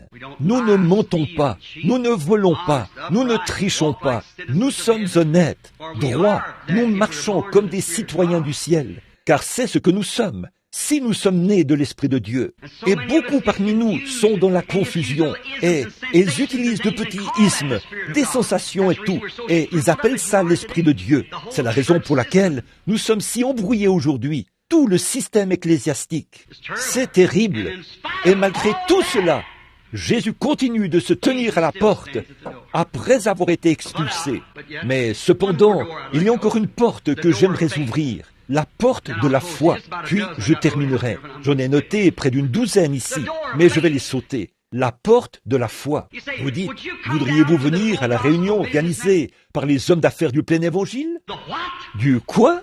Le plein évangile. C'est contraire à ce que je crois. Il n'y a qu'une seule foi. C'est vrai, une seule foi, un seul Seigneur, un seul baptême. C'est vrai. Eh bien, c'est contraire à ce que je crois. Peut-être ne voulez-vous pas que Jésus franchisse le seuil de la porte de votre foi. Vous avez bâti votre foi sur le credo d'une église, d'une dénomination. C'est là que votre foi est recroquevillée sur elle-même et enfermée dans une pièce. Et vous ne voulez pas y laisser entrer Jésus, qui est la parole. Au commencement était la parole, dit Jean 1. Au commencement était la parole, et la parole était avec Dieu, et la parole était Dieu, et la parole a été faite chair, et elle a habité parmi nous. Il est la parole éternelle. Et vous, votre foi, elle déclare que les jours des miracles sont passés. Le parler en langue et la prophétie, ça n'existe pas. Et ces absurdités que l'Église ou les pentecôtistes proclament aujourd'hui, ça n'existe pas, ça. Peut-être que vous laissez un credo se tenir dans la porte de votre foi. Si vous pouviez ouvrir cette porte pour y laisser entrer la parole de Dieu, afin qu'elle devienne votre Seigneur, et dire, peu m'importe ce que dit le credo, si la Bible dit, alors tu es mon Seigneur. Il faut que vous naissiez de nouveau. Et une fois que vous naissez de nouveau, il faut que vous soyez remplis du Saint-Esprit. Peu importe le credo, la chose, ni quoi que ce soit du genre. Vous dites, eh bien, je crois que Jésus est le Fils de Dieu. Le diable croit la même chose. Il faut que vous naissiez de nouveau. Tout le monde a peur de cette nouvelle naissance. Oh, je sais que vous prétendez être nés de nouveau, mais je pense que parfois, nos vies parlent tellement fort qu'on ne peut pas entendre notre témoignage. Voyez, une naissance est un gâchis, peu m'importe où elle se produit. Excusez mon langage, mais si une naissance a lieu dans une porcherie, c'est un gâchis. Si c'est dans une étable à vaches, c'est un gâchis. Si c'est dans une chambre d'hôpital, c'est un gâchis. Et si c'est à l'hôtel, c'est un gâchis. Ça vous fera pourrir à votre propre pensée. Ça vous fera jeter tout ce que vous chérissiez autrefois de tout votre cœur. Vous y renoncerez pour prêter attention à ces doux petits coups. Peu m'importe qu'il s'agisse d'une mission qui se trouve au coin de la rue. Nous, les gens d'ici, nous croyons aux grandes choses. Nous, les Américains, nous voulons de grands chapeaux et de grosses voitures et de grandes dénominations, être davantage ancrés dans des credos et dans la dénomination. Tout ce que nous voulons, ce sont de grandes choses. Et ce que Dieu recherche, ce sont de petites voix tranquilles. Ce que nous voulons, c'est ce qui fait beaucoup de vacarme et de bruit. Une fois, un fermier est monté dans son chariot pour aller dans ses champs. À l'aller, ça cahotait, il y avait du vacarme et ça faisait beaucoup de bruit. Sur le chemin du retour, il a passé sur les mêmes bosses, mais rien ne bougeait. Le chariot était rempli de bonnes choses. Nous voulons les credos. Notre dénomination est la plus grande. Nous avons ceci. Gloire à Dieu. Nous avons battu ce groupe-là. Nous avons battu ce groupe-là. Quant aux contributions reçues, aux étoiles distribuées et tout le reste, celui qui a pu faire venir le plus grand nombre de personnes à l'église. Je n'ai rien contre ça. C'est très bien. Mais voici ce que j'essaie de dire. Ce n'est pas encore ça. C'est très bien de faire venir des gens à l'église, oui. Mais Jésus a dit, après qu'un homme allait faire un prosélyte et qu'il le ramenait, a-t-il dit, que devenait-il? Un fils de la gêne 2 fois plus qu'il ne l'était au départ. Nous entendons dans des émissions de Billy Graham, et là je n'ai rien à dire contre ce grand évangéliste, certainement pas. C'est un homme de Dieu, et Dieu l'utilise. Mais où est-il? Là-bas, à Sodome. Vous souvenez-vous du type? 2 anges sont descendus à Sodome. C'est un type de ce que Jésus a dit qui arriverait au moment de sa venue. Mais il y en a un qui est resté avec Abraham, l'Église élue, ceux qui sont appelés à sortir. Observez ce que les 2 anges ont fait. Et là, vous aurez saisi le message. N'est-ce pas une chose étrange au sujet de ces 2 messagers? C'est exactement ce que Dieu a dit. Quant au dernier jour, il n'y a jamais eu un homme là-bas sur le champ missionnaire de l'époque de Moody, Sankey, Finney, Knox, Calvin et de tous ces temps-là. Il n'y a jamais eu personne dont le nom se termine par H-A-M, G-R-A-H-A-M, jusqu'à ce jour. Vous voyez ce messager envoyé à l'église formaliste? Voyez, le Père des Nations? Eh bien, l'église spirituelle n'était pas là-bas au commencement. C'est une représentation de la Pentecôte. Observez la manière dont ce messager est venu à cette église-là. Il s'est assis là et a parlé à Abraham. Il a dit, « Où est ta femme Sarah ?» Et il a appelé Abraham. Pourtant, il s'appelait Abraham.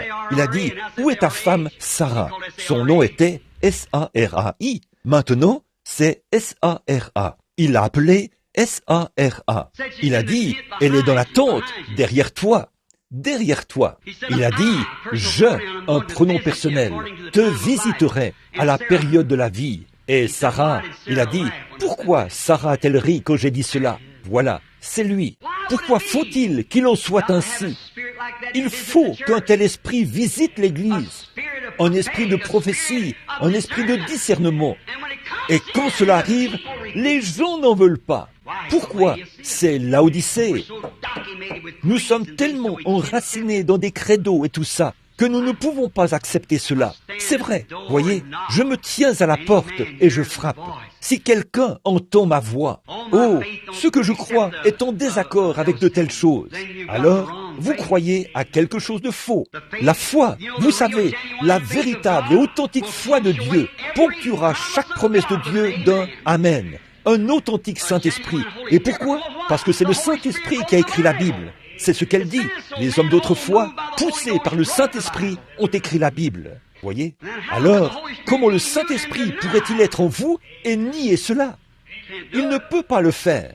Ils ont l'apparence de la piété, a dit le prophète, et renient ceux qui ont fait la force, qui affranchit les hommes et les femmes du péché et des choses du monde.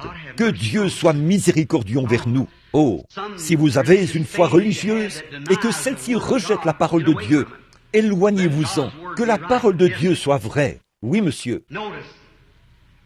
Remarquez, il a dit, car ne sais-tu pas que tu es nu, misérable, pauvre, malheureux et aveugle? Et tu ne le sais pas. C'est ça qui fait pitié.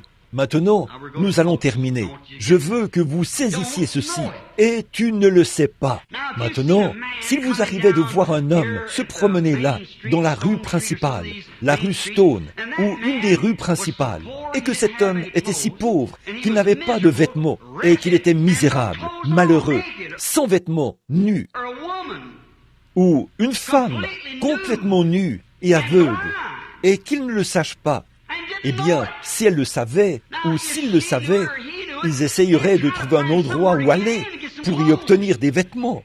Mais quand ils ne le savent pas et que vous essayez de le leur faire savoir, ils disent « Occupez-vous de vos affaires ». Eh bien, c'est exactement ce que Jésus-Christ a dit au sujet de la manière dont serait l'Église pentecôtiste dans les derniers jours. Tiède, et qu'elle serait riche. Nous sommes aussi riches que tous les autres. Autrefois, quand nous étions à la mission, nous avions le salut. Maintenant, nous avons atteint le rang des grands d'aujourd'hui, plus de membres et de belles grandes choses. Et où en sommes-nous? Nous sommes exactement comme tous les autres. Et c'est ce que Jésus a dit. Mais malgré tout cela, il continue de frapper. Si quelqu'un, un individu, entend ma voix et ouvre la porte, j'entrerai et je souperai avec lui et lui avec moi. C'est là que nous en sommes. Nus, aveugles, vraiment aveugles spirituellement. On ne peut rien leur dire.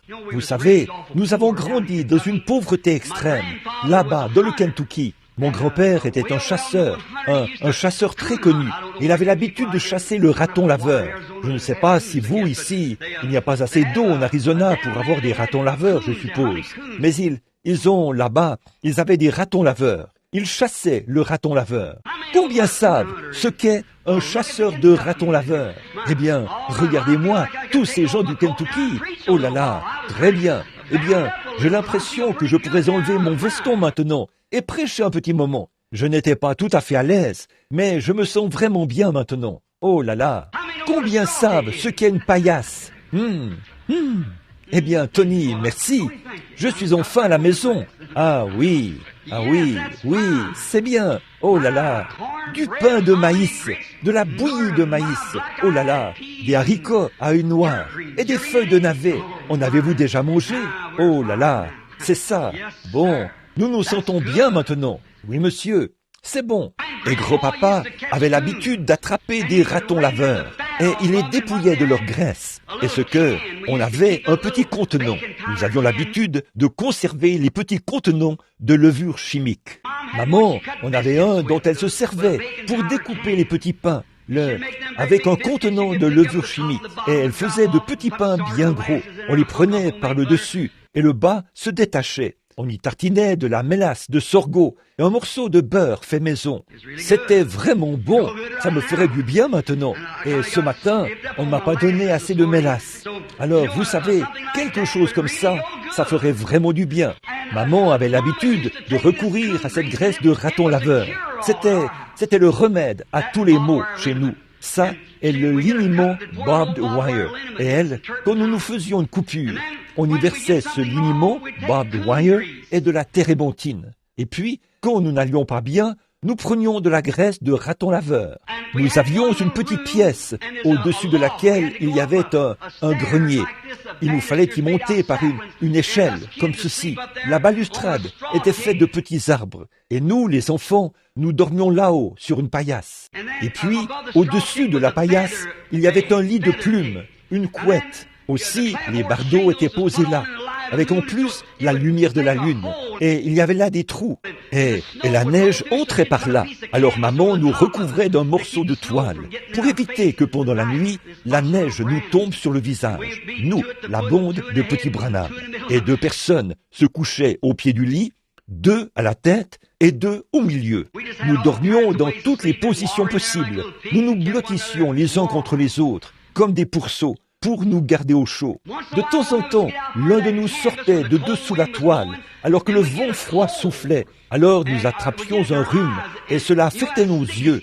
Et vous savez, cette substance collante qui se forme sous les paupières, maman appelait ça de la matière. Elle disait, « Tu as de la matière dans les yeux. » Eh bien, je me réveillais le matin, et maman disait, « Billy, descends, il est temps d'aller à l'école. » Et je disais, « Maman, j'ai de la matière dans les yeux, je ne peux pas voir. » Et Humpy, mon frère, se réveillait. Il s'appelait Édouard, et on l'appelait Humpy, juste pour s'amuser.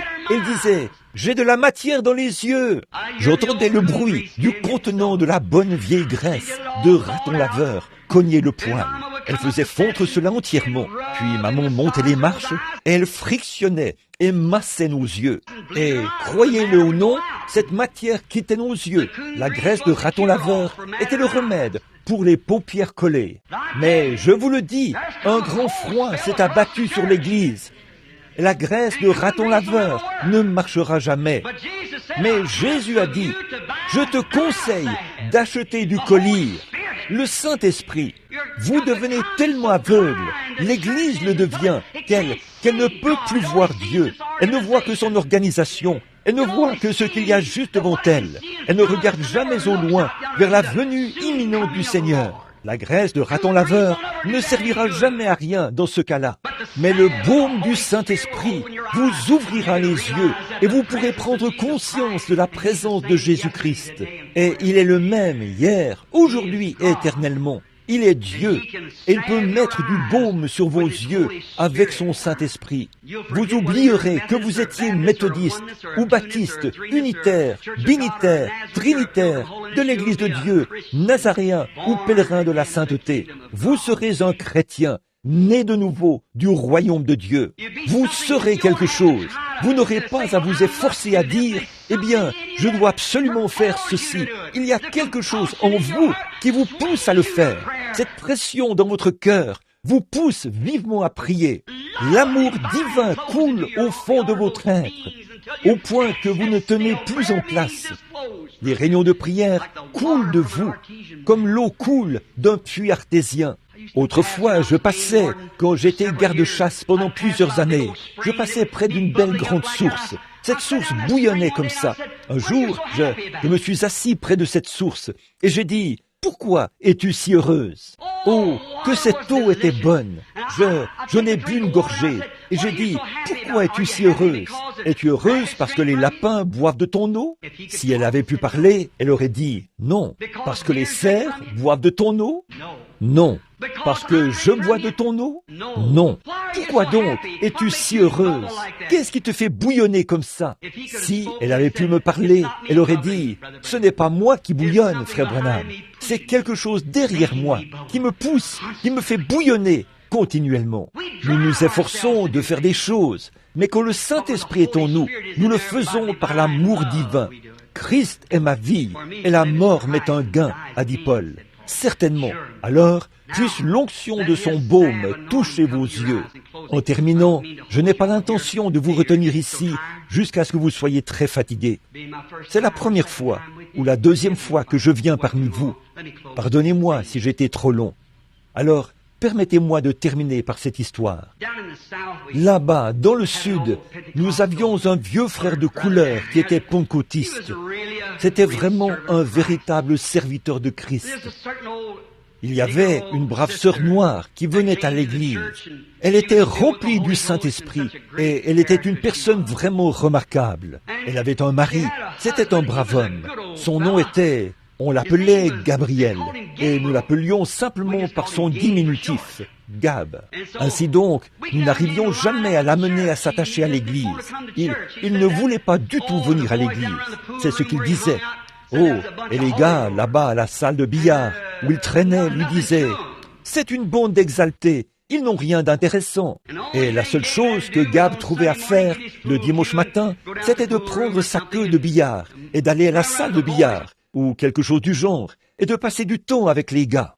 Mais sa femme était une vraie sainte remplie de piété. Elle allait à l'église, elle priait, elle demandait au pasteur et à tous les autres de prier pour Gab, car tout au fond de son cœur, c'était vraiment un homme bon. Il tenait un petit commerce quelque part là-bas au coin de la rue, un petit commerce de cireur de chaussures. Il cirait des chaussures et il gagnait assez d'argent pour jouer au billard. Alors, il allait jouer au billard. Donc, il ne voulait tout simplement pas s'aligner sur l'évangile. Et le pasteur, le vieux Gab, aimait beaucoup la chasse. Et le pasteur aussi était un chasseur. Alors, il emmenait Gab chasser. Or, un jour, après avoir passé toute la journée à marcher dans les régions sauvages et dans les marécages, ils étaient sur le chemin du retour, cet après-midi-là. Et ils avaient tellement de gibier qu'ils avaient de la peine à les porter. Ils avançaient en portant les lapins et les oiseaux, qui étaient attachés un peu partout sur eux. Puis, ils ont atteint un vieux sentier qu'ils connaissaient bien.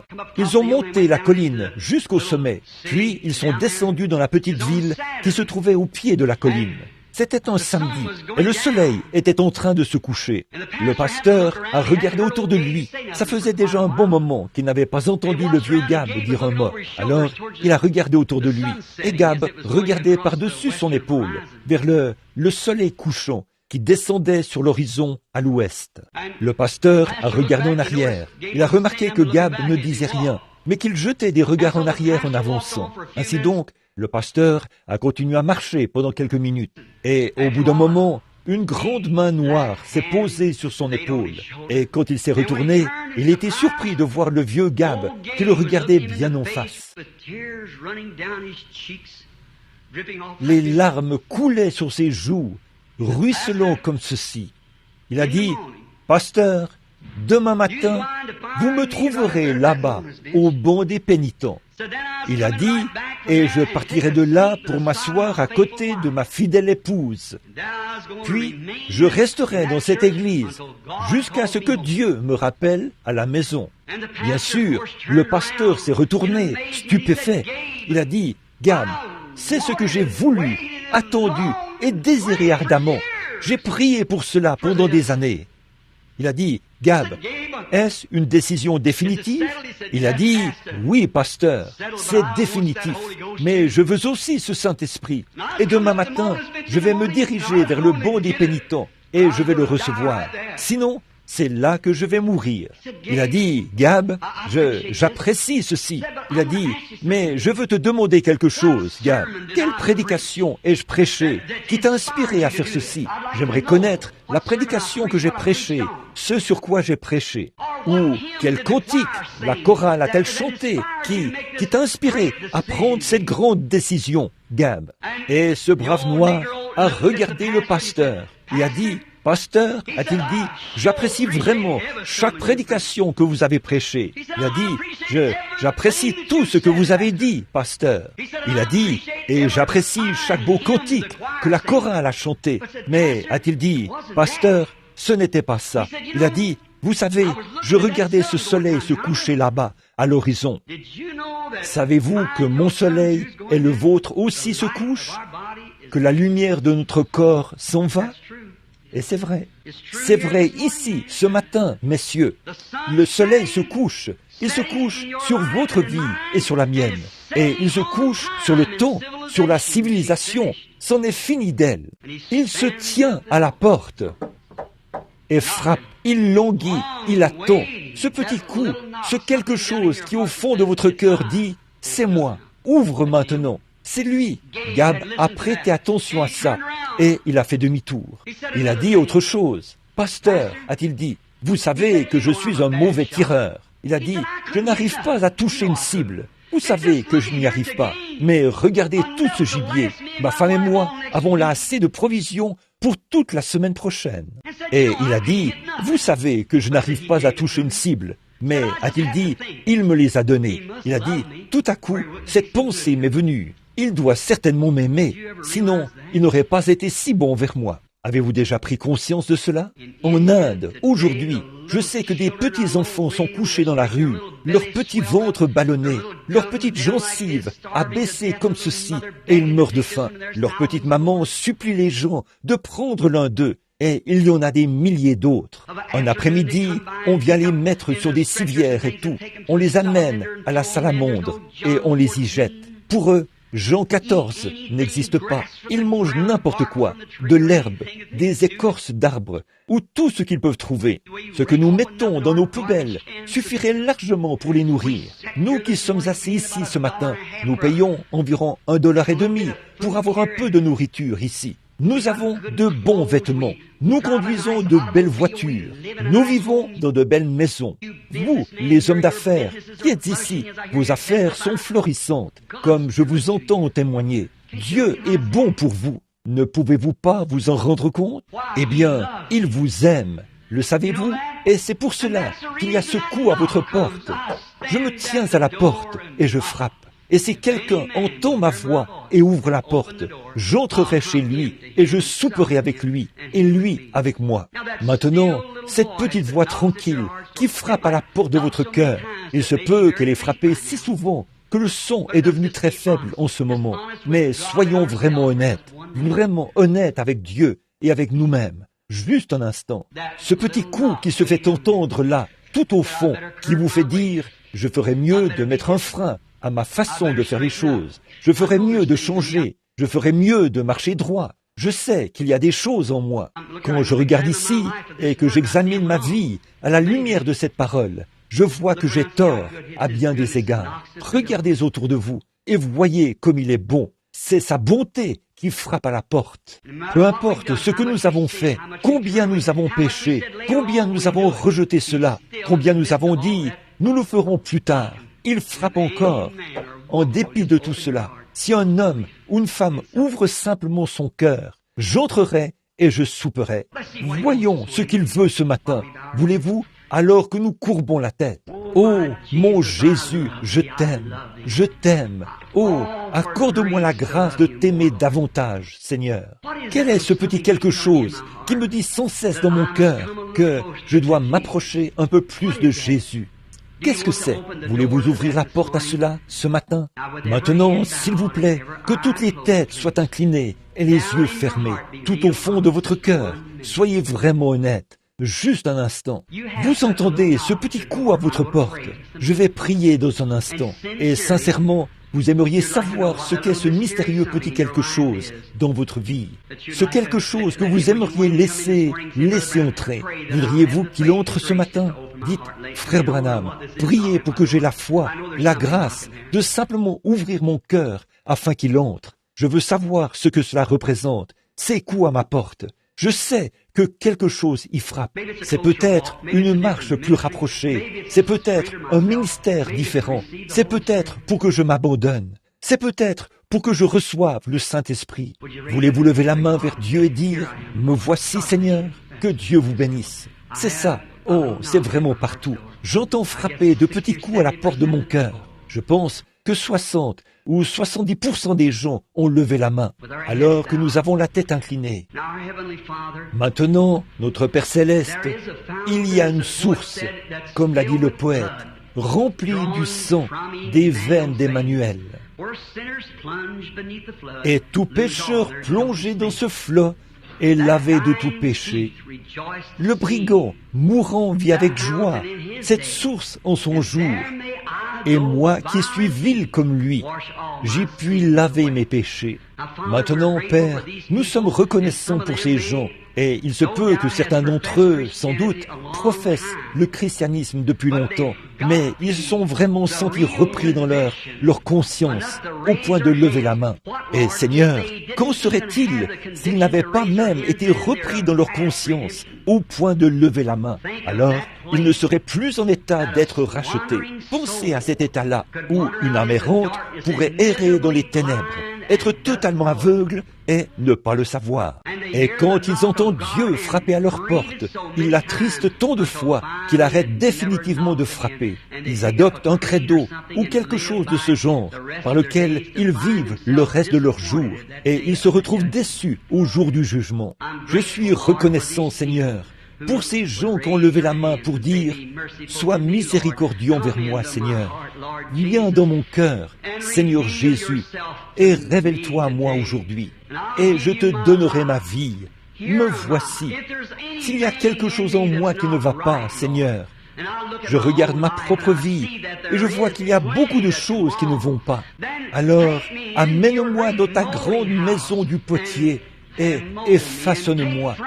Ôte de moi tout ce qui est mondain et impie.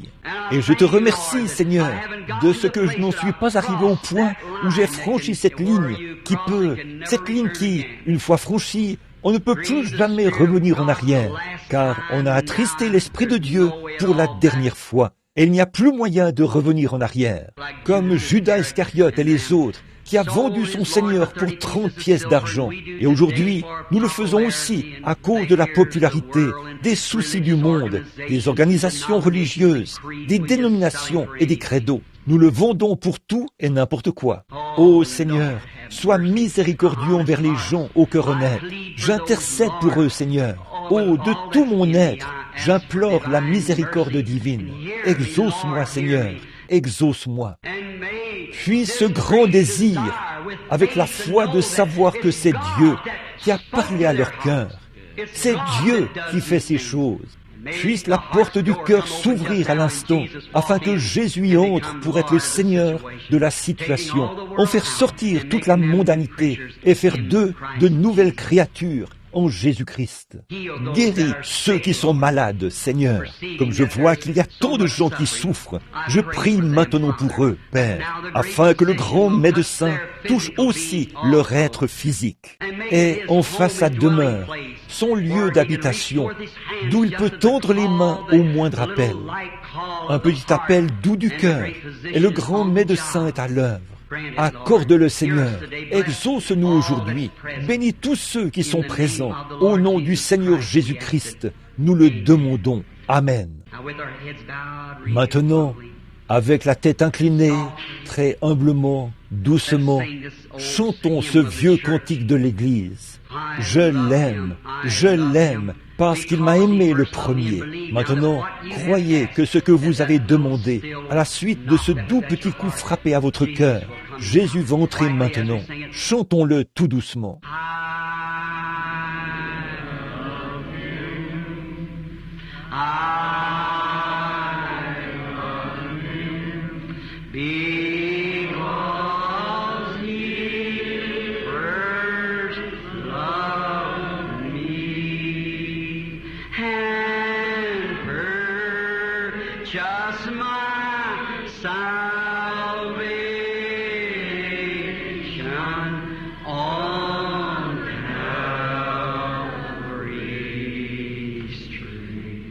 Maintenant, pendant que nous avons la tête inclinée, vous qui voulez l'accepter comme Seigneur dans votre cœur, Seigneur, ôte tout maintenant.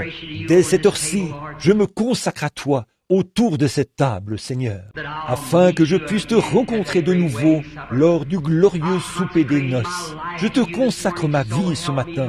Aide-moi, mon Seigneur. Si je n'ai pas encore reçu le Saint-Esprit, je vais le chercher jusqu'à ce que le vrai Saint-Esprit entre et purifie ma vie. Qu'il fasse de moi une nouvelle créature en Jésus-Christ. Je te le promets aujourd'hui, Seigneur, alors que je me consacre à toi autour de cette table. Au nom de Christ, je promets de le faire, comme je lève la main. Alors, levez les mains et chantez les yeux fermés maintenant. Voulez-vous vous consacrer maintenant?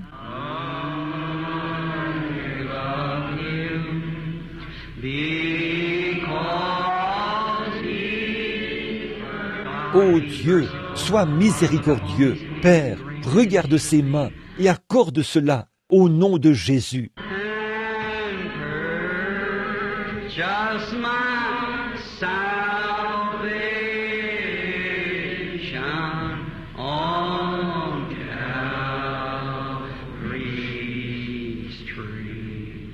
Maintenant, je veux que vous tendiez la main par-dessus la table et que vous serriez la main de quelqu'un. Dites que Dieu vous bénisse, pèlerin. Je suis content d'être ici avec vous ce matin. C'est ça, que tout le monde communie ensemble.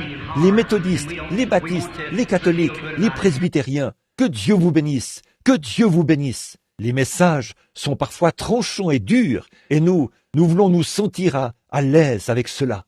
Maintenant, que Dieu vous bénisse, frère. Que Dieu vous bénisse, que Dieu vous bénisse, sœur, que Dieu vous bénisse, mon frère, que Dieu soit avec vous, que Dieu vous bénisse. Bien, que Dieu vous bénisse, frère Tony. Maintenant, levons-nous un instant, les mains et les cœurs tournés vers Dieu, notre Père. Tous les credos, tous. Maintenant, croyez. Maintenant, quand vous priez, souvenez-vous, Jésus a dit, quand vous priez, croyez que vous avez reçu ce que vous avez demandé, et cela vous sera accordé. Croyez-vous cela? Dites Amen. Je crois que j'ai reçu ce que j'ai demandé. J'ai consacré ma vie à Jésus-Christ. Et à partir d'aujourd'hui, je serai vraiment sérieux, ô Dieu. Je marcherai devant toi jusqu'à ce que cela devienne une telle réalité que je serai totalement caché en Jésus-Christ. Maintenant, le conducteur de chant est-il ici? Commençons à chanter ce bon vieux cantique. Ma foi regarde à toi, toi, agneau du calvaire, sauveur divin. Je me demande si la sœur au piano voudrait bien nous en donner la note. Combien connaissent ce cantique? Levons, maintenant, chantons ça de toutes nos forces.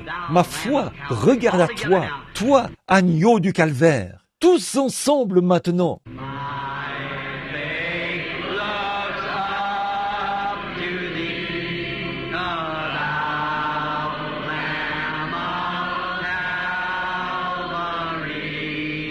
Oh, Savior divine,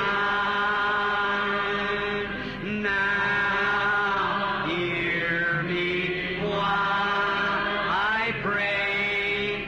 Take all my sin away. Oh,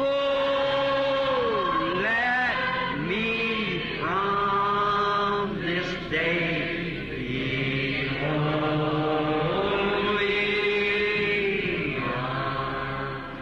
Courbons la tête maintenant. While life's dark maze I tread and grief around me spread. Remember, Souvenez-vous, vous allez affronter le monde maintenant. Be thou my guide. Listen, bid darkness turn to day. Wash all my fears away. Nor let me ever stray from thee aside. Let's hum it.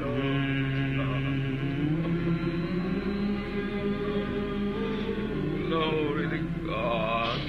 Glory, glory, glory to God. Wonderful Savior. Hallelujah, hallelujah, hallelujah, hallelujah. Thank you, Jesus. Thank you, Jesus. Thank you, Jesus. Hallelujah. Oh, wonderful Savior. Praise the name of the Lord.